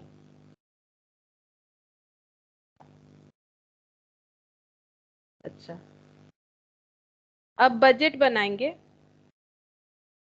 बजट 30 जून 2016 का। ठीक है, तो 30 जून 2016 में डिवीजन 1 में मैनेजर ने सोचा है कि कितना एक्स बिकेगा। ये देखो जो प्रीवियसली था बजटेड उससे कितना ज्यादा बिकेगा, 20% ज्यादा बिकेगा। तो प्रीवियसली ये 20% जो ज्यादा बिकेगा ये एस्टिमेट से ज्यादा बिकेगा, एक्चुअल से नहीं, एस्टिमेट से ज्यादा बिकेगा जो प्रीवियस एस्टिमेट था। तो 20% एक्स्ट्रा लगाओ कितने पे, इस पे 1600 पे। तो 1600 पे 20% लगाने से कितना होगा, चेक कर लो, चेक कर लो कितना होगा। हाँ बोलो।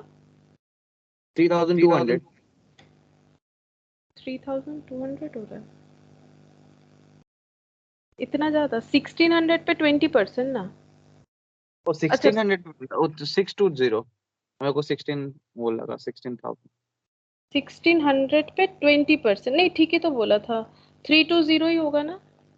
यस मैम, 3 320 होगा। हाँ, हाँ तो 1600 प्लस 320 तो कितना हो जाएगा, 1920। 1920।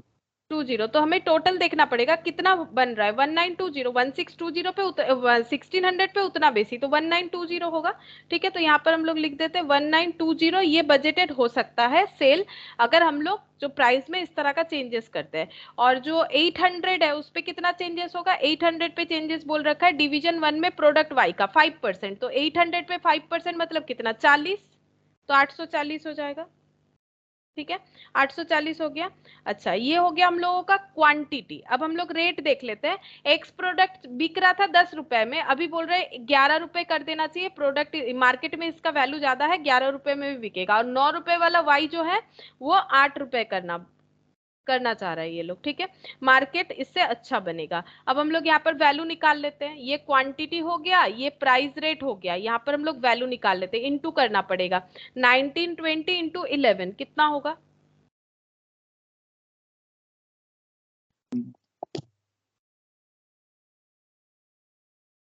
21 120। चेक करो, और 6720। ठीक है, देख लो ठीक है कि नहीं, कि इतना वैल्यू हो जाएगा, इतना वैल्यू हो जाएगा। इनटू करना पड़ेगा। 1920 11 रुपए करके बिकेगा, 848 रुपीज करके बिकेगा। अच्छा, और यहाँ पर ये 2400 डिवीजन 2 में क्या इंक्रीमेंट होगा, 30 और 10। 2400 पे 30% बढ़ाना पड़ेगा। 2400 पे इस पे 30% और इस पे 10%, तो 30% बढ़ाओ। 2400 पे 30% बढ़ने से कितना हो जाएगा,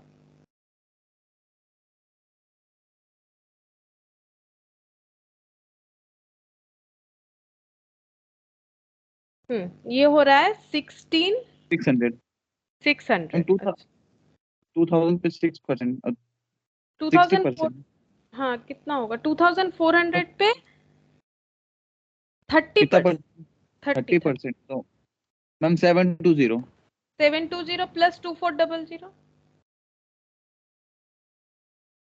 3120।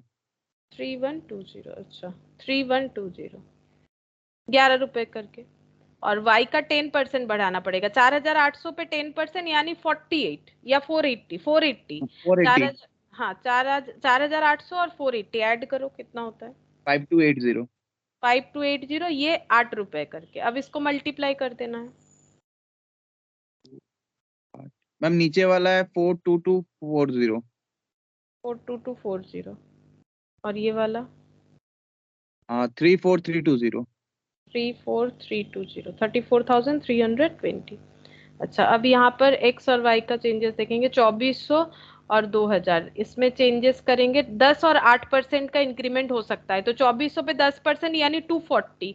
तो 2400 प्लस 240 कितना हो जाएगा?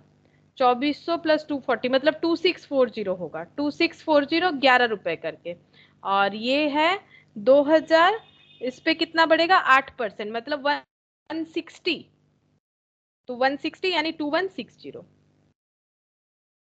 ये ₹8 करके, इसका मल्टीप्लीकेशन करना पड़ेगा, कितना होगा? मैम ऊपर वाले का होगा 29040। 29040। और ये हो जाएगा 17280। 17280। अच्छा, हाँ 17280 ये हो गया, ठीक है। अच्छा, तो ये 6 मंथ्स का बजट हम लोगों का बन गया, जो भी सिचुएशन बोला था उसके हिसाब से, ठीक है।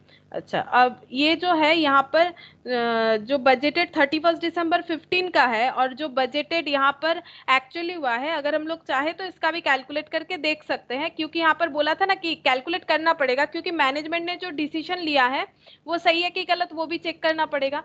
इन the management meeting following decision have been taken, यहाँ पर बोला नहीं है कि डिसीजन पे कमेंट करो, बट ये थोड़ा सा यहाँ पर क्वेश्चन में ऐड होगा कि कमेंट करो कि डिसीजन जो है सही है कि गलत। तो उसके लिए हमें देखना पड़ेगा कि एक्चुअली में क्या है और चेंज करने से क्या बेनिफिट हो रहा है। तो यहाँ पर हम लोग लिख रहे हैं बजटेड लिख देते हैं 31 दिसंबर 2015 का। तो 31 दिसंबर 2015 में ये देखो बजटेड 1610 रुपीज करके, 1610 रुपीज करके कितना हो जाएगा? 16,000। अच्छा, उसके बाद 809 रुपीज करके, 7200, ठीक है। अच्छा, फिर यहाँ पर 2410 रुपए करके, ये बजटेड था ये सब। अच्छा, यहाँ पर होगा 4800 करके, सॉरी 9 रुपीज करके। तो ये कितना हो जाएगा? 900, कितना हो जाएगा? 43 ना, 43,200। अच्छा, यहाँ पर 2410 करके, 24,000। और 2009 रुपीज करके, 9 टू ज़ा 18,000, ठीक है। अच्छा, अब इसका टोटल करेंगे, रुपीस का टोटल करो और यहाँ पर भी रुपीस का एक बार टोटल करो, कितना होता है देखो। 16,000, 7,200, ये सब टोटल करना पड़ेगा, कितना हो रहा है?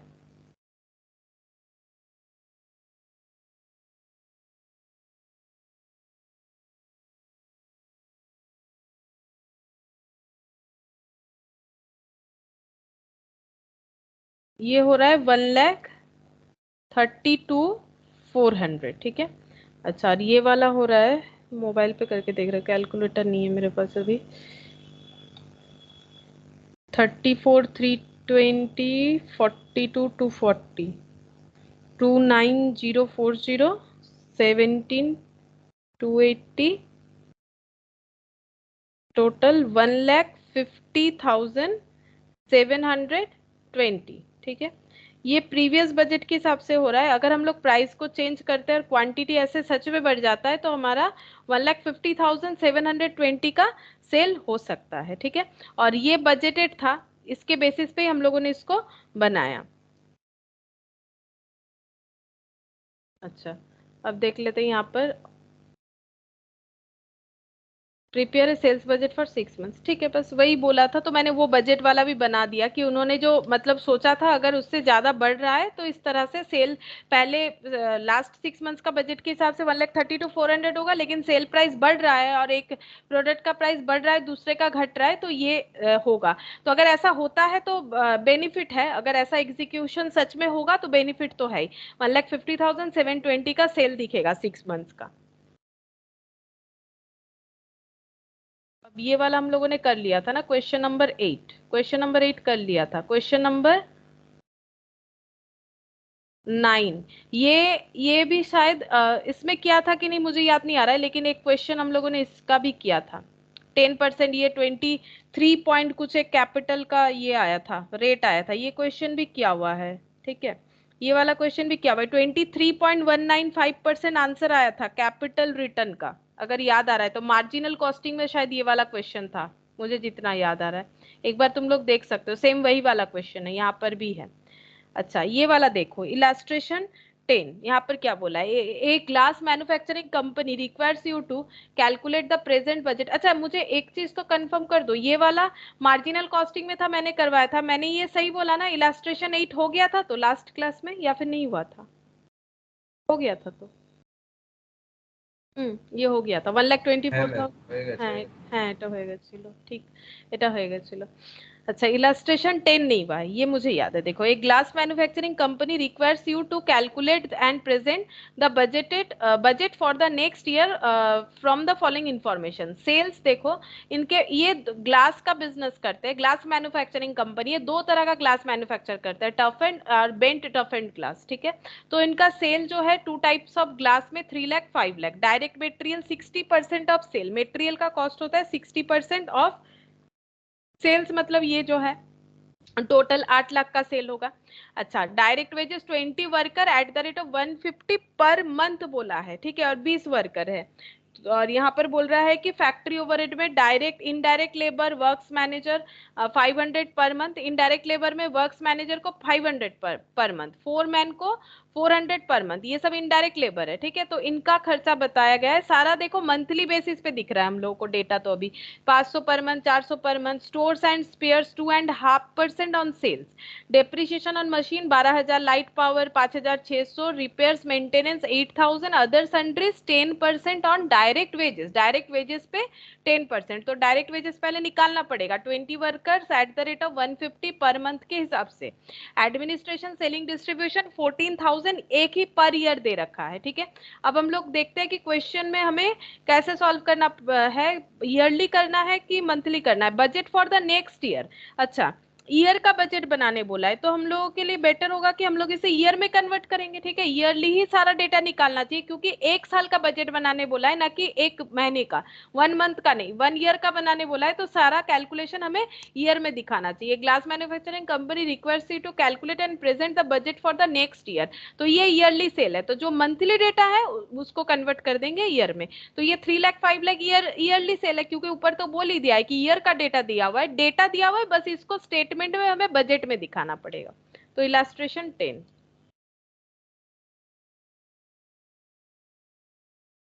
तो यहां से क्या बजट बनेगा, बोलो क्या बजट बन सकता है? हमारे पास सेल्स का डेटा गिवन है, सेल करते हुए क्या क्या खर्चा हो रहा है वो गिवन है, तो हम लोग क्या बनाएंगे, क्या बजट बनेगा इसका, बोल सकते हो? आज ही सेल्स हम लोगों बजट। ने सिर्फ सेल्स बजट मतलब क्या होता है, कितना बेचना है वो कैलकुलेट करना, लेकिन कितना बेचेंगे वो तो पता ही है। बोलो क्या बजट बनेगा फिर, कितना बेचेंगे वो तो पता है, सेल्स प्रोडक्शन, बजट। प्रोडक्शन भी तो प्रोडक्शन पता। कॉस्ट। हाँ, मतलब बोल सकते हैं मास्टर बजट इसको, क्योंकि यहाँ पर सारा ही है, लगभग सारा खर्चा दिख रहा है हम लोगों को। देखो, मास्टर बजट बोल सकते यस। हैं ना, जो भी है मास्टर बजट बोल सकते हैं, है ना। तो देखो यहाँ पर लिखते हैं, ये मास्टर बजट बन रहा है, आज हम लोगों ने पढ़ा ना master budget. Master budget showing, जो एंड पॉइंट जानना होता है कोई भी ऑर्गेनाइजेशन को, दैट इज प्रॉफिट या लॉस जो भी होगा। Master budget showing profit for next year. देखते हैं प्रॉफिट है कि लॉस, मैंने तो लिख तो दिया प्रॉफिट, चेक कर लेंगे प्रॉफिट है कि लॉस है। अच्छा, पहले लिखते हैं सेल्स। सेल्स दो तरह के प्रोडक्ट का है, एक है टफ एंड ग्लास,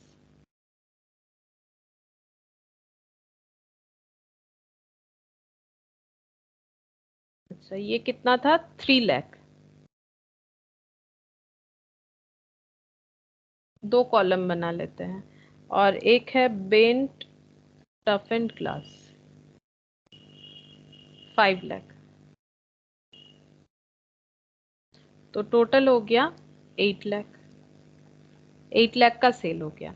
अब यहाँ से हमें क्या लेस करना चाहिए, कॉस्ट लेस कर देते हैं। कॉस्ट जो भी कॉस्ट लगा है इसको प्रोडक्शन करने में, सबसे पहले डायरेक्ट मटेरियल कॉस्ट।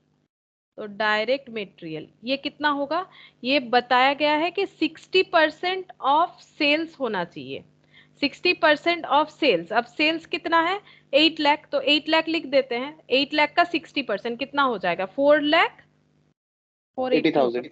हाँ 4,80,000 ये हो गया डायरेक्ट मटेरियल का खर्चा। दूसरा देखो क्या है, डायरेक्ट वेजेस। तो डायरेक्ट वेजेस क्या दे रखा है, 150 पर मंथ, क्योंकि हमें ईयरली कैलकुलेट करना है। हम लोग लिखेंगे 150 इंटू 12, तो ये हो जाएगा 1 साल का। लेकिन ये 1 साल का एक वर्कर का हुआ, एट द रेट बोला है ना, तो फिर हमें कितना इंटू करना पड़ेगा इसमें, ये 150 पर मंथ तो एक एक वर्कर का हुआ ना, 20 वर्कर। एट द रेट का मतलब ही तो होता है एक जन का, एट द रेट का मतलब ही तो एक जन का हो गया। एक जन का एक 1 मंथ का 150, 1 वर्कर का 1 मंथ का 150, तो हम लोगों को 20 वर्कर चाहिए काम करवाने के लिए।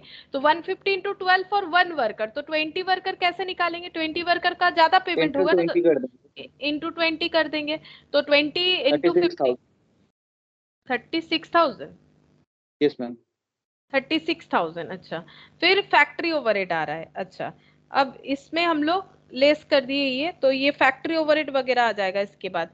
तो यहाँ पर लिख देते हैं फैक्ट्री ओवरहेड, फैक्ट्री ओवरहेड्स लिख देते हैं, मतलब इनडायरेक्ट खर्चा। ये देखो इनडायरेक्ट लेबर, फैक्ट्री ओवरहेड्स में पहला आ जाएगा इनडायरेक्ट। इनडायरेक्ट लेबर के अंडर भी आ रहा है, तो इसको एक काम करते हैं, यहाँ पर लिखते हैं इनडायरेक्ट लेबर, इनडायरेक्ट लेबर, और इसके अंडर आ रहा है वर्क्स मैनेजर का खर्चा, वर्क्स मैनेजर। तो ये कितना लिखेंगे, सेम वैसे ही पर मंथ बेसिस पे दे रखा है 500 पर मंथ। एक ही वर्क्स मैनेजर है, बोला तो नहीं है एक से ज्यादा है, तो 500 पर मंथ है, तो हमें कितना लिखना पड़ेगा, 500 इंटू 12, 6,000। 6,000। अच्छा, इनडायरेक्ट वर्कर में वर्क्स मैनेजर 4 मैन। अब 4 मैन भी कुछ नहीं बोला है, एक से ज्यादा है कि नहीं, तो एक ही जन होगा। 400 पर मंथ, तो 400 इंटू 12, 4800, 4800। 4800। अच्छा, स्टोर्स एंड स्पेयर्स, ये है स्टोर्स एंड स्पेयर्स है 2.5% ऑन सेल्स। तो स्टोर्स एंड स्पेयर्स 2.5 मतलब 2.5 लिख सकते हैं, 2.5 मतलब 2.5 लिख सकते हैं ना, हाफ मतलब 0.5, 2.5% ऑन सेल्स बोला है, और सेल्स कितना है 8 लाख, तो 8 लाख पे 2.5% जितना होगा उतना ही 20,000। अच्छा 20,000। अच्छा, नेक्स्ट है डेप्रिसिएशन, ये तो कैलकुलेट करके ही दे दिया है। Depreciation 12,000, depreciation 12,000 on machine. कुछ नहीं बोला है, मतलब ईयरली दिया हुआ होगा, कुछ नहीं बोल रहा है ना कि मंथली नहीं बोला है, तो हम लोग इसमें 12 इंटू क्यों करें, ईयरली भी नहीं बोला है। लेकिन जब पर मंथ नहीं लिखा हुआ है तो एज्यूम्ड यही है कि ईयरली होगा। Light and power 5,600,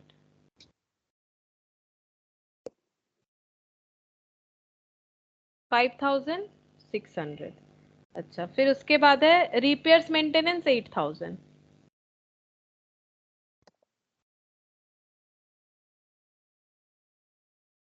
8,000।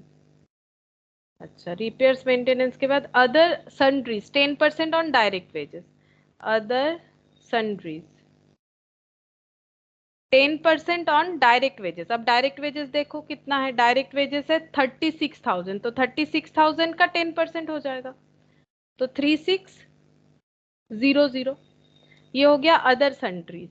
अच्छा, उसके बाद एडमिनिस्ट्रेशन 14,000 पर ईयर बोला है, तो ये डायरेक्टली ऐड हो जाएगा एडमिनिस्ट्रेशन,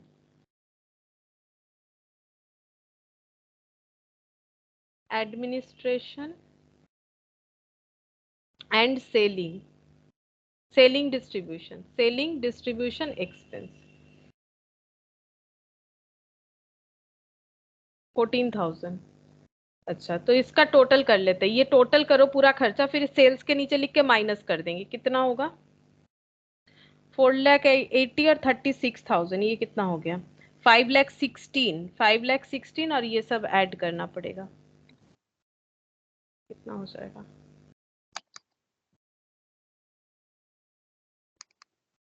देखते हैं मोबाइल में।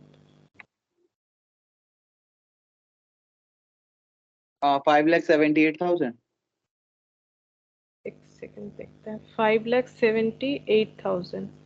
अच्छा माइनस करके बताओ कितना हो रहा है। 5,78,000 टोटल माइनस करने 2 से lakh 2,22,000। नहीं, आंसर तो 2,10,000 है। 5,90,000। 90। अच्छा देखो माइनस করে কত আসছে। 5,90,000 आंसर तो है 2,10,000। हाँ हाँ তাহলে ঠিক আছে। आंसर तो 2,10,000 है। तो 5,90,000 होने से करेक्ट हो रहा है। 5,90,000 तो ये माइनस करने से 2,10,000 ये प्रॉफिट हो गया। मास्टर बजट बन गया। ठीक है। यस मैम 5,90,000 वो 12,000 छूट गया।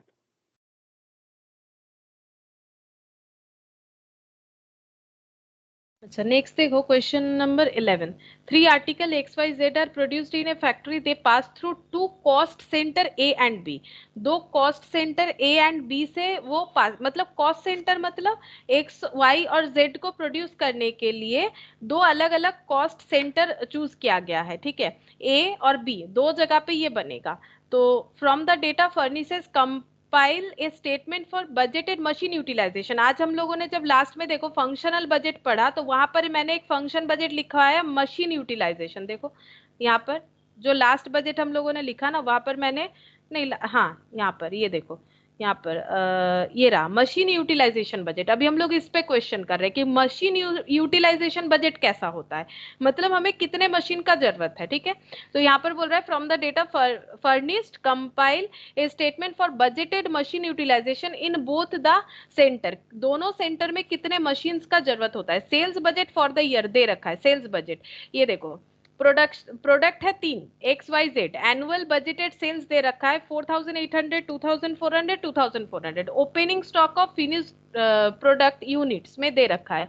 ये है ओपनिंग स्टॉक। ठीक है। ये है ओपनिंग स्टॉक, ये है बजटेड सेल और ये है क्लोजिंग स्टॉक जो कि बोल रखा है इक्विवेलेंट टू 2 मंथ सेल। तो बोल सकते हो कि एक्स का क्लोजिंग स्टॉक कितना होगा या वाई का कितना होगा जेड का कितना होगा बता सकते हो, क्योंकि तीनों में सेम ही चीज होगा ना। डू और डू लिखा हुआ है मतलब एज इट इज यही स्टेटमेंट इन दोनों पे भी लागू हो रहा है। तो बता सकते हो कि क्लोजिंग स्टॉक कितना होगा। हम क्लोजिंग स्टॉक में रखना कितना है? वही तो बोला है इक्विवेलेंट टू 2 मंथ सेल। 2 महीने का सेल जितना होगा उतना ही क्लोजिंग स्टॉक होगा। इक्विवेलेंट मतलब उसके बराबर। Closing stock equal to equivalent का मतलब 2 मंथ सेल।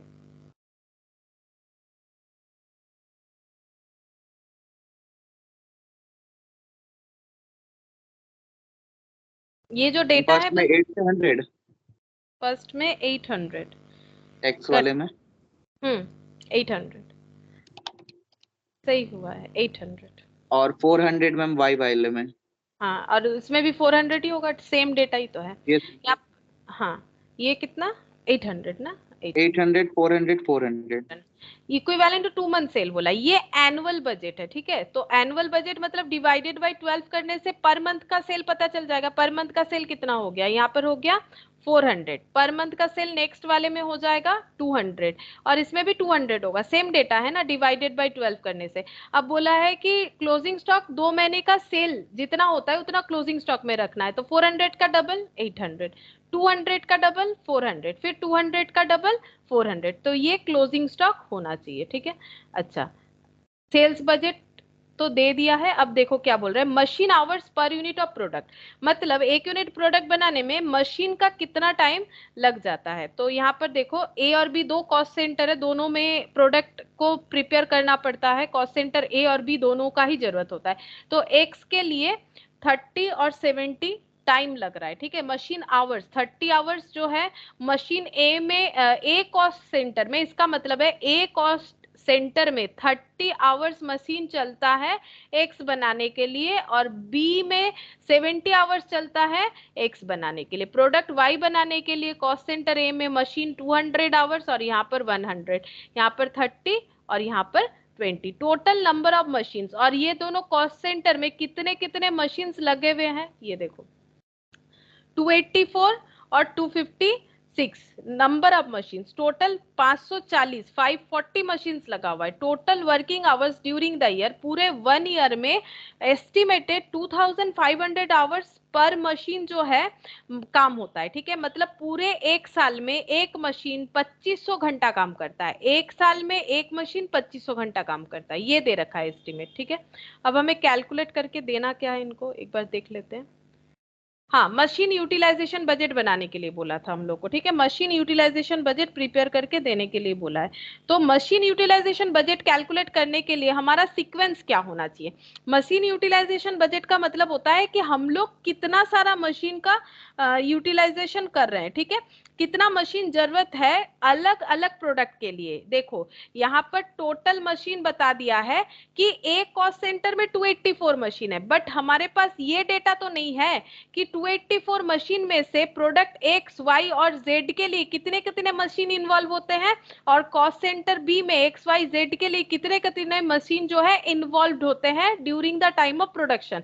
अगर हम लोग ये कैलकुलेट कर देते हैं तो हम लोग ये बोल पाएंगे कि हर एक प्रोडक्ट पे कितना मशीन का यूटिलाइजेशन करने का जरूरत है। ठीक है, तो मशीन यूटिलाइजेशन बजट इस तरह से कैलकुलेट होगा। तो उसके लिए पहले हम लोग को ये कैलकुलेट करना पड़ेगा कि हम लोग प्रोडक्शन कितना करना चाहते हैं, तभी तो हम लोग कैलकुलेट कर पाएंगे। अगर प्रोडक्शन नहीं पता होगा तो कैसे मशीन का यूटिलाइजेशन निकालेंगे? मशीन तो यूटिलाइज तब होगा जब हम लोग कुछ प्रोड्यूस करेंगे। तो पहले बनेगा प्रोडक्शन बजट, हमेशा मशीन यूटिलाइजेशन बजट में पहले प्रोडक्शन बजट बनेगा। तो पहले प्रोडक्शन बजट बना लेते हैं।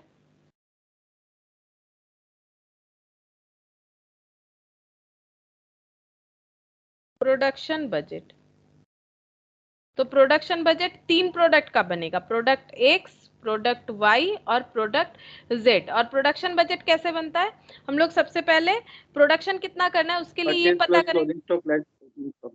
हाँ, पहले सेल्स कितना बेचना चाहते हैं, 4800 ईयरली निकल रहा है। ठीक है, क्योंकि ये ईयरली बजट है, 4800 2400 2400 ये हो गया यूनिट में। ठीक है, इतना यूनिट हम लोग बेचना चाहते हैं तो इतना प्रोडक्शन करना जरूरी है। क्लोजिंग स्टॉक में अगर कुछ रखना चाहते हैं तो वो भी तो प्रोड्यूस करना पड़ेगा। तो क्लोजिंग स्टॉक में रखना चाहते हैं 2 मंथ्स का सेल, यहाँ पर दिखा दिया था मैंने कैसे होगा, उसका वर्किंग नोट बनाना है। ठीक है, हम यहाँ पर नहीं बना रहे, जस्ट लिख दे रहे क्योंकि दिखा दिया मैंने कैसे होगा, आसान है, कर सकते हो। यहाँ पर हो गया 400 और यहाँ पर भी हो जाएगा 400। और अगर हमारे पास पहले से ऐसा कोई स्टॉक अवेलेबल है तो उतना स्टॉक कम प्रोड्यूस करेंगे, तो ओपनिंग स्टॉक को लेस करना पड़ेगा। ओपनिंग स्टॉक है 600 300 800, 600 300 800, तो प्रोडक्शन बजट आ जाएगा। इसको एडजस्ट करने से प्रोडक्शन बजट आ जाएगा। तो 800 माइनस 600 200, 200 और 4800 5000। अच्छा, यहाँ पर हो गया प्लस 100 मतलब 2500, और यहाँ पर हो गया माइनस 400 मतलब 2000। तो ये हो गया production budget X Y Z 3 product का। अब हम लोग मशीन यूटिलाइजेशन बजट निकाल लेंगे। यहाँ पर लिखते हैं मशीन यूटिलाइजेशन बजट।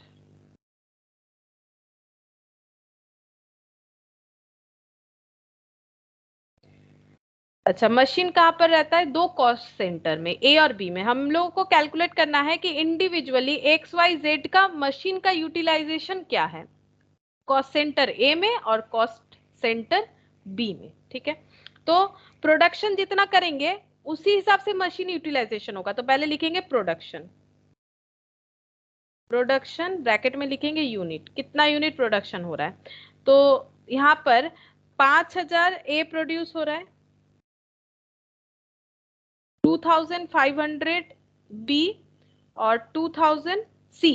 और प्रोडक्ट जो है दोनों कॉस्ट सेंटर से जाके मतलब फिनिश्ड गुड्स बनेगा। ये देखो, दे पास थ्रू 2 कॉस्ट सेंटर, तो इसका मतलब 2500 यूनिट पहले एक कॉस्ट सेंटर में गया। अब सीक्वेंस क्या है हमें बताया नहीं है कि पहले ए में जाता है उसके बाद बी में जाता है, इतना तो मैं नहीं बताया, लेकिन हम लोग ये एजम्पशन ले लेते हैं कि पहले ए में जाएगा फिर बी में। तो पहले ए में 5000 यूनिट एक्स बना, फिर उसके बाद इसका बाकी कंप्लीशन होगा बी कॉस्ट सेंटर में जाने के बाद। तो फिर यहाँ पर 5000 यूनिट ही लिखेंगे, इसीलिए 5000 यूनिट दोनों जगह पे लिख रहे हैं। तो यहाँ पर 5000 यूनिट बना, अब ये सेमी फिनिश्ड होगा, यहाँ जाके फिनिश्ड हो रहा है। ठीक है, फिर यहाँ पर 2500, सिमिलरली यहाँ पर 2000। ये हो गया। अब कितना टाइम मशीन चलेगा अगर हम लोग इतना इतना यूनिट प्रोड्यूस करेंगे, तो आवर्स पर यूनिट ये गिवन होगा क्वेश्चन में। देखो ये गिवन है कि 1 घंटा मशीन चलने पे 1 यूनिट के लिए, ये देखो machine hours per unit of product, 1 unit x बनाने के लिए एक कॉस्ट सेंटर में 30 आवर्स मशीन चलना चाहिए।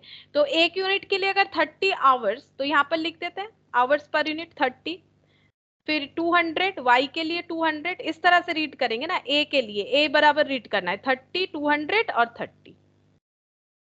फिर यहाँ पर 70, 120, 70, 100 और 20। ठीक है, ये 1 यूनिट बनाने का टाइम है कॉस्ट सेंटर a में x का।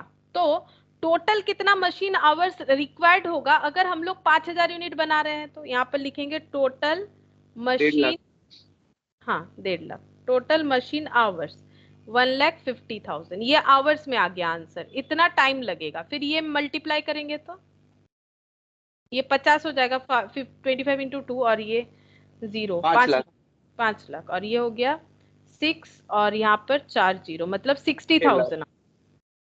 हाँ 6 नहीं लाख नहीं, 30 है कि 6 ओ 300 नहीं है 30। हाँ 30 है, ये 60,000 होगा। 60, हाँ 60,000। अच्छा, इसमें इंटू करने से 7 5 से 35, मतलब 3,50,000। अच्छा, ये हो गया 250000, मतलब 2,50,000, और ये हो गया 2 2 जा 4, और ये 40,000। ठीक है, इतना इतना टाइम लगेगा। ठीक है, इतना टाइम लगेगा। अब बोल रहा है कि टोटल नंबर ऑफ मशीन्स कितना है। कॉस्ट सेंटर ए में मशीन है 284, और कॉस्ट सेंटर बी में मशीन है 256। तो इसको हम लोग डिस्ट्रीब्यूट करेंगे, देखो कैसे, यहाँ पर लिखेंगे, नेक्स्ट लिखेंगे नंबर ऑफ मशीन रिक्वायर्ड। अच्छा, टोटल कितना मशीन है 284 ए में है। ठीक है, अच्छा अब इसको हम लोग आवर्स बेसिस पे डिवाइड कर देंगे। ठीक है, अगर 284 मशीन है और टाइम कितना लग रहा है 1,50,000, 5 लाख और 60,000, इसका रेशियो कर लेते हैं। ठीक है, यहाँ पर इसका रेशियो कर लेते हैं, 1,50,000, 5 लाख और 60,000। तो रेशियो करने पे 4 जीरो हटा दो, तो कितना हो गया 3 1, नहीं ये तो नहीं होगा, ये तो नहीं होगा, ये इतना ही रहेगा 15 5 और 6। इस रेशियो में अगर हम लोग 284 को डिस्ट्रीब्यूट कर मैम दे तो 50 होगा ना वहाँ पे मिडिल में। 50, ओ हाँ 50 होगा। अच्छा, तब तो ये 3 से कैंसिल आउट हो जाएगा, 3 5 से 50, नहीं नहीं होगा, नहीं होगा। अच्छा, तो इसका हम लोग 284 मशीन्स को डिवाइड कर देते हैं, तो 15 प्लस 50 कितना हो गया, 65 प्लस 6 कितना हो जाएगा 71। 284 इंटू यस 15 मैम बाई 71। 71, तो चेक करो कितना होता है।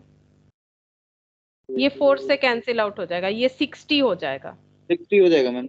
हाँ, तो 4 इंटू 50 दूसरा वाला सेम 284 बाई 71, 200। हाँ, और 6 इंटू 50, हाँ ये 200, और ये 24। 24। ये हम लोगों ने क्या किया, मशीन्स, नंबर ऑफ मशीन्स को यूटिलाइजेशन बेसिस पे डिवाइड कर दिया। अब देखो रेशियो का मतलब क्या होता है, रेशियो का मतलब डिवाइड ही तो होता है ना। तो 284 मशीन्स जो है इसको हम लोगों ने रेशियो में डिवाइड कर दिया कि अगर इतने इतने आवर्स मशीन चलेगा तो एक एक मशीन का नंबर ऑफ मशीन रिक्वायर्ड कितना हो जाएगा। तो एक्स प्रोडक्ट के लिए 60, ठीक है, ये एक्स के कॉलम में चला गया, वाई के कॉलम में जाएगा 200, और जेड के कॉलम में जाएगा 24। ये वर्किंग नोट बन जाना चाहिए। ठीक है, यहाँ पर वर्किंग नोट 2 बना देते, एक तो वो उस पॉइंट के लिए बनेगा जो क्लोजिंग स्टॉक का है। ठीक है, ये वर्किंग नोट 2 हो गया। और यहाँ पर दूसरा वाला भी देख लेते, 284 था और ये है 540, 540 का डिस्ट्रीब्यूशन करना पड़ेगा रेशियो में। तो टाइम रेशियो क्या है इनका, 3,50,000, 2,50,000 और 40,000। 3,50,000, 2,50,000 और 40,000, 3,50,000, 2,50,000 और 40,000। तो 0 0 4 0, यहाँ से 4 0, 64 यहाँ आएगा मैम टोटल। 64, यस मैम हाँ टोटल करने पे 64 आ रहा है, हाँ 64। 540 डिवाइडेड बाई 64 कितना होता है, इंटू 35, ये पहले डिवाइड करना पड़ेगा, इंटू 35। 2 ना मैम पॉइंट में आ रहा है। ओ अच्छा, तब इंटू 35 करके देख लो कितना आ रहा है।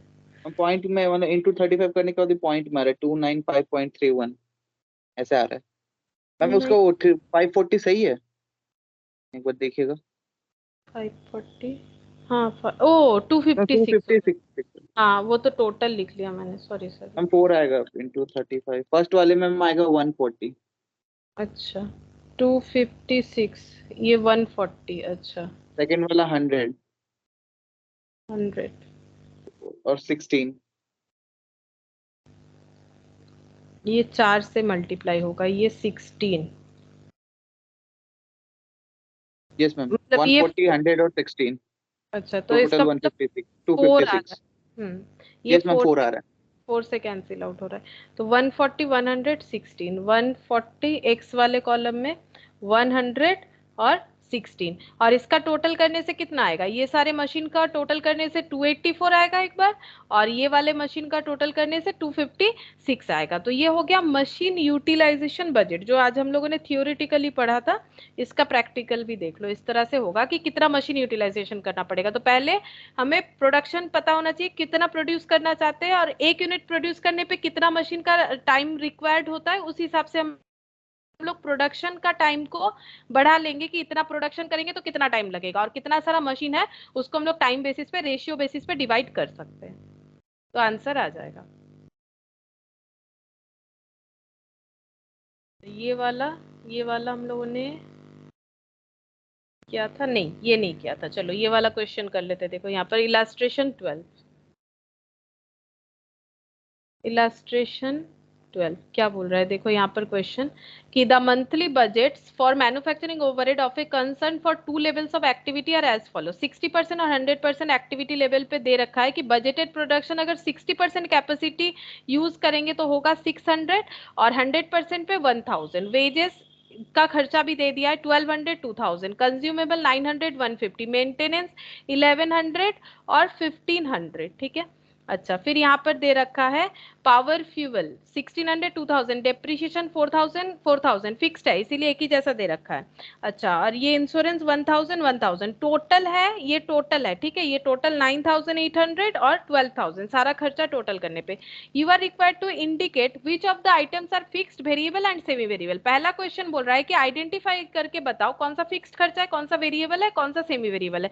तो फिक्स तो आसानी से पता चल जाएगा कौन सा फिक्स्ड है, ये फिक्स्ड है। दोनों में ही अगर 4000 है, दो अलग अलग कैपेसिटी लेवल पे 4000 ही है तो फिक्स्ड है, वैसे भी डेप्रिसिएशन फिक्स्ड होता है। इंश्योरेंस ये भी फिक्स दिख रहा है, और ये पावर फ्यूल ये फिक्स नहीं हो सकता है ना, क्योंकि ये अलग अलग डेटा दिख रहा है, तो ये तो फिक्स नहीं होगा। अच्छा और सेमी वेरिएबल और वेरिएबल कौन सा ये पूछ रहा है। फिर उसके बाद बोल रहा है 80% बजट कैपेसिटी पे बजट बनाना है। Find the total cost both fixed cost and variable per unit of output at 60%, 80% and 100% capacity level. तो जो सेकंड पॉइंट है इसको दोबारा करने का जरूरत नहीं है, अगर हम लोग थर्ड पॉइंट करेंगे तो सेकंड पॉइंट ऑटोमेटिकली कवर हो जाएगा 80% वाला। तो सबसे पहले आइडेंटिफाई करके बताओ कि वेरिएबल कौन सा है, सेमी वेरिएबल कौन सा है। तो वेजेस क्या वेरिएबल है कि सेमी वेरिएबल, बता सकते हो वेजेस सेमी वेरिएबल है कि वेरिएबल, कैसे आइडेंटिफाई करेंगे, सिखाया था मैंने फर्स्ट यस जो मैम बजट, हाँ बजट 20 का कैलकुलेशन सिखाया था मैंने। हम सॉरी वेरिएबल है। वेरिएबल है, क्योंकि इसको डिवाइडेड बाय 600 करो कितना आएगा @2, इसको डिवाइडेड बाय 1000 करो क्योंकि 1000 का दिया हुआ है @2। अगर पर यूनिट सेम है तो ये वेरिएबल होगा, जस्ट हमें बताना है वेरिएबल होगा कि फिक्स्ड होगा। अच्छा ये चेक करो 900 और 1500, ये क्या होगा, ये डिवाइडेड बाय 600, ये 1000, तो ये तो हम 1 वेरिएबल पॉइंट, है दोनों, ये भी 1.5 1.5। 1.5 और ये भी 1.5 हो रहा है, ठीक है, तो ये भी वेरिएबल है। अच्छा वेजेस हो गया वेरिएबल, कंज्यूमेबल स्टोर्स इसका देखो ये वेरिएबल है कि नहीं, divided by 600 no divided ma'am, by 1 ये नहीं सेमी होगा। वेरिएबल है। हाँ ये सेमी वेरिएबल होगा क्योंकि इसका अलग आ रहा है, ठीक है, फिक्स तो है नहीं, क्योंकि फिक्स्ड होता तो सेम दिखता, तो ये सेमी वेरिएबल है। मेंटेनेंस और आगे देखते हैं, मेंटेनेंस सेमी वेरिएबल हो गया, बस हमें आइडेंटिफाई करके बताना है। पावर फ्यूल इसका भी चेक कर लेते हैं, डिवाइडेड बाय 600 और 1000, ये 1000 से तो 1 रुपया होगा, 2 मैम ये रुपया भी होगा, सेम वेरिएबल है। ये भी सेमी वेरिएबल है, तो जस्ट हमें आइडेंटिफाई करके बताना था, ठीक है। तो हम लोग लिख लेते हैं यहाँ पर, फिक्स्ड में बताना है, दो खर्चा हो रहा है सिर्फ, डेप्रिसिएशन एंड इंश्योरेंस, ये फिक्स्ड खर्चा है। वेरिएबल में भी दो है, कंज्यूमेबल्स और वेजेस, वेजेस एंड कंज्यूमेबल्स, अच्छा, और सेमी वेरिएबल, सेमी वेरिएबल में है पावर फ्यूल और एक कुछ था, सब में दो दो दो खर्चा था, पावर फ्यूल और मेंटेनेंस। अच्छा, इसे आइडेंटिफाई करना पड़ेगा, ठीक है। आइडेंटिफाई इसीलिए करना पड़ेगा, अगर हम लोग बजट बनाएंगे तो फिर कैलकुलेट करने में प्रॉब्लम होगा। जैसे वेरिएबल का आइडेंटिफाई कर लिया, हम और डिटेल्स में नहीं दिखा रहे। वेजेस का कितना करके आया था बताओ, वेजेस का यहाँ पर लिख लेते हैं ताकि बजट बनाने में आसानी हो। 1200 डिवाइडेड बाई 2 600, 2, ठीक है। तो वेजेस यहाँ ब्रैकेट में लिख देते हैं, @2 करके था, और कंज्यूमेबल शायद 1.5 करके था ना, 1.5 आया था मैम। 1.5। पावर फ्यूल का और मेंटेनेंस का हम लोगों को देखना पड़ेगा कि कितना कितना हो रहा है, तो कैसे कैलकुलेट करेंगे वो भी मैंने बताया था। तो ये देखो, मेंटेनेंस का पहले निकाल लेते हैं, मेंटेनेंस। अच्छा, मेंटेनेंस का जो है इसमें हम लोग वेरिएबल पोर्शन निकालेंगे, वेरिएबल पर यूनिट कितना होगा। तो जो चेंजेस हो रहा है माइनस करना पड़ेगा खर्चा, 1500 और 1100। एक्टिविटी लेवल चेंज होने पे 1500 खर्चा बढ़ जाता है 1100 से, और एक्टिविटी लेवल कितना चेंज हुआ, 1000 हुआ 600 से, तो ये रुपीज और ये यूनिट है, ठीक है। तो फिर पर यूनिट कितना चेंजेस हुआ, जो चेंज होता है वही वेरिएबल होता है, जो अनचेंज रहता है वो फिक्स्ड होता है। तो ये कितना हो जाएगा, ये 400 डिवाइडेड बाई 400, तो ₹1 हो रहा है। ₹1 पर यूनिट वेरिएबल हो गया। अब फिक्स्ड कैसे निकालेंगे, फिक्स्ड कॉस्ट हो जाएगा, इस तरह से निकाल लेंगे, fixed cost plus variable cost equal to total cost. तो कोई भी एक टोटल कॉस्ट ले लेते हैं, जैसे कि 1500 ले लिया जो कि 1000 यूनिट के लिए था। तो 1000 यूनिट के लिए वेरिएबल कॉस्ट कितना हो जाएगा, वेरिएबल कॉस्ट ₹1 करके है, तो फिक्स्ड कॉस्ट हो गया 1500 माइनस 1000, तो 500। ये हो गया वेरिएबल कॉस्ट और फिक्स्ड कॉस्ट मेंटेनेंस के लिए। अब पावर फ्यूल, अच्छा इसका हो गया variable per unit, variable per unit changes unit में और रुपीस में। अच्छा, 1600 और 2000, तो 2000 माइनस 1600, और यहाँ पर 2000 मतलब ये 1000 यूनिट वाला है और ये 600 यूनिट वाला है। तो यहाँ पर यहाँ पर भी ₹1 ही हो रहा है, 4000 डिवाइडेड बाई 400, 400 डिवाइडेड बाई 400 हो रहा है, ठीक है। तो ये ₹1 पर यूनिट, ये वेरिएबल हो गया, ठीक है। अच्छा, फिक्स्ड कॉस्ट निकालेंगे, fixed cost plus variable cost equal to total cost. तो टोटल कॉस्ट ले लेते हैं, जैसे कि 2000 ले लिया, 2000 1000 यूनिट के लिए है, और 1000 इंटू 1 ये हो गया वेरिएबल कॉस्ट। तो फिक्स्ड कॉस्ट कैसे कैलकुलेट होगा, तो यहाँ पर 2000, ये 1000। 1000 इधर, हाँ 1000 हो गया। अब ये जब तक हम लोग नहीं बनाएंगे तब तक हम लोग अपना बजट नहीं बना पाएंगे, ठीक है। अच्छा, बजट बनाने के लिए बोला है 80% कैपेसिटी लेवल पे, पॉइंट 2 में बोला है कि prepare a budget for 80% capacity, और यहाँ पर total cost fixed and variable इस तरह से अलग करके दिखाना है, ठीक है। तो पॉइंट 2 को हम दिखा देते हैं, इसको देखो, सिर्फ बजट बनाने के लिए हम लोग ऐसे बना सकते हैं, सिंपल 80% 800 यूनिट के लिए बनेगा। क्यों, 800 यूनिट के लिए 100% अगर 1000 होगा तो 80% 800 होगा। तो क्या क्या खर्चा होगा देखो, यहाँ पर हमें बोला है बजट बनाने के लिए, तो यहाँ पर देखो वेजेस, सबसे पहले खर्चा आ जाएगा वेजेस, खर्चा ही दे रखा है और तो कुछ दे ही नहीं रखा है। वेजेस @2 करके था, तो 800 इंटू 2 1600, ठीक है। अच्छा, वेजेस के बाद आ जाएगा कंज्यूमेबल्स, कंज्यूमेबल्स 1.5 करके 800, कितना होगा देखो कंज्यूमेबल, 1200। 1200। अच्छा, मेंटेनेंस, मेंटेनेंस कितना हो जाएगा, वेरिएबल पोर्शन कितना है, ₹1 करके 800, तो 800, और ये हो गया वेरिएबल पोर्शन, और जो फिक्स्ड पोर्शन है वो कितना है, वो है 500। 500। हाँ, तो ये लिख देते हैं, ये वेरिएबल पोर्शन, फिक्स्ड पोर्शन है मेंटेनेंस का ही 500, ठीक है। अच्छा, मेंटेनेंस के बाद power fuel, power and fuel, तो इसका भी @1 करके वेरिएबल पोर्शन 800 और फिक्स्ड पोर्शन 1000, ये था 1000, ठीक है। अच्छा, और इंश्योरेंस डेप्रिसिएशन, इंश्योरेंस और डेप्रिसिएशन,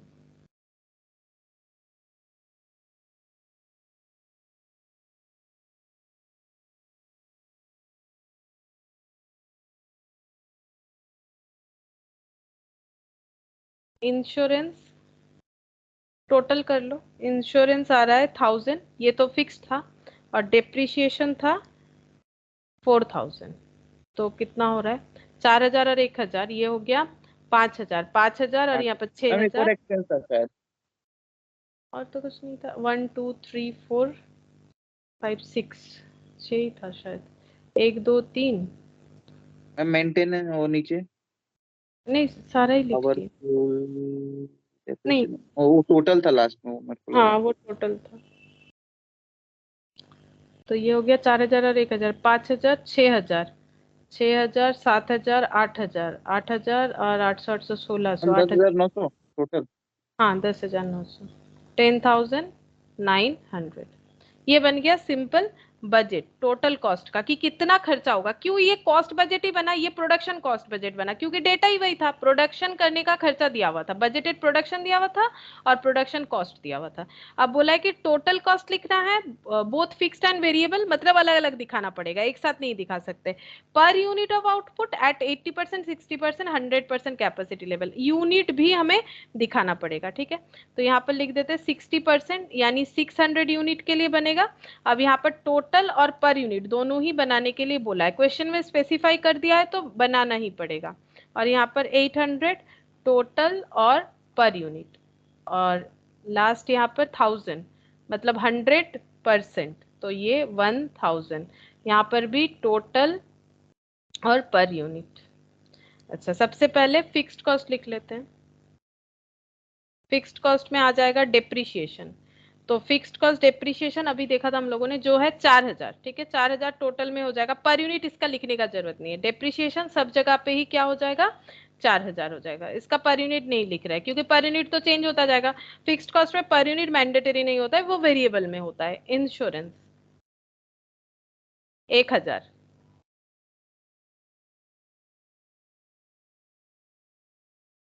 मेंटेनेंस, मेंटेनेंस का फिक्स्ड कितना था, मेंटेनेंस का फिक्स्ड था ये रहा 500, और पावर फ्यूल का 1000, 500।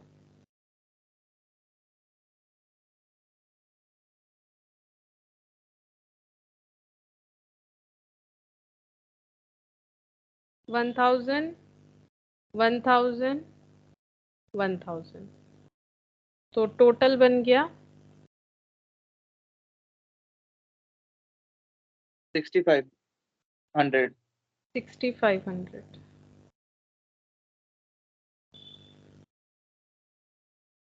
अगर हम लोग पर यूनिट करना चाहते हैं तो हम लोग डायरेक्ट यहाँ पर दिखा देते हैं, ये कर सकते हैं, अलग अलग नहीं दिखा के यहाँ पर दिखा दो पर यूनिट, क्योंकि क्वेश्चन में बोला है तो 6500 डिवाइडेड बाई 600 कर दो, तो टोटल पर यूनिट पता चल जाएगा, डिवाइड कर दो, मतलब 65/6 कितना हो रहा है 10.83। 83, और ये वाला 800 डिवाइड, मतलब 6500 डिवाइडेड बाई 800, मतलब 65/8, 8.125।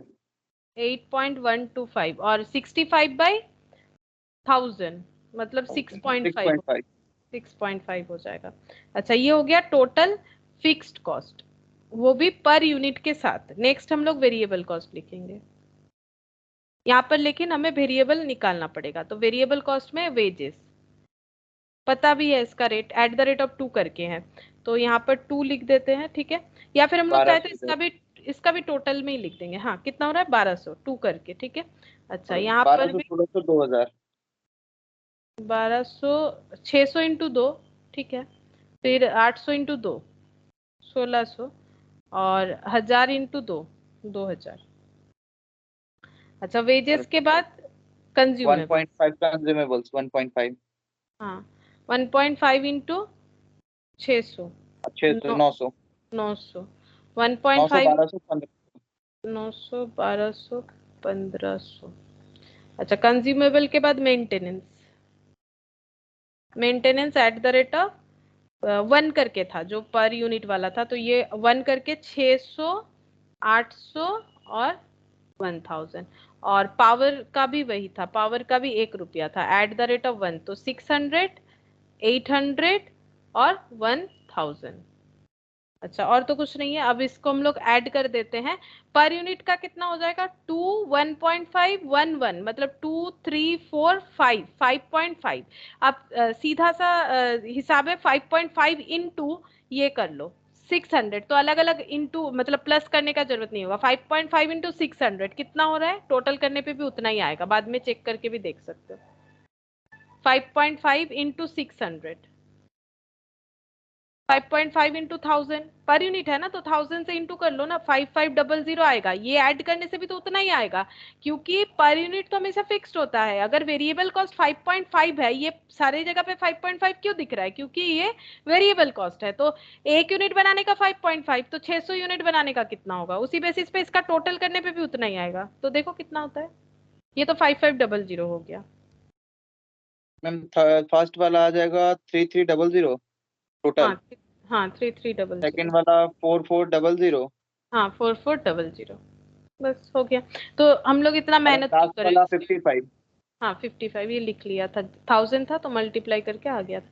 ये देखो इस तरह से कर सकते हो। इतना सारा अलग अलग ऐड करने का जरूरत नहीं, क्योंकि सब अलग डेटा है ना, टोटल में तो अलग होगा ही, ये वेरिएबल है। अब टोटल में ऐड करने बैठोगे तो टाइम टेकिंग हो जाएगा। अब ये बचा 13 वाला, ये तुम लोग खुद से भी कर सकते हो। 13 है और यहाँ पर 14। बाकी शायद हम लोगों ने कर लिया था। दो ही क्वेश्चन है, दो ही क्वेश्चन है। 13, 14 मुझे जितना लग रहा है, हाँ बस यही है। और ये देखो, ये यहाँ पर बहुत सारा एमसीक्यूज है, तो ये एक बार देख सकते हो। इसका आंसर्स भी दिया हुआ है, आंसर्स भी दिया हुआ है, ठीक है। एमसीक्यूज है और ट्रू फॉल्स है, तो ये इससे भी एमसीक्यू बन जाएगा। ट्रू फॉल्स भी देखोगे तो उससे भी एमसीक्यू मतलब आंसर जो है वो अगर एमसीक्यू फॉर्म में रहेगा तो कर सकते हो। बहुत सारा क्वेश्चन नीचे दिया हुआ है, ठीक है। इसको और आंसर भी दिया हुआ है, तो उसके साथ फॉलो करके देख सकते हो। बस कंप्लीट है। बस दो क्वेश्चन है, तुम लोग चाहो तो खुद से भी करके देख सकते हो। ठीक है, फिर आज इतना ही करते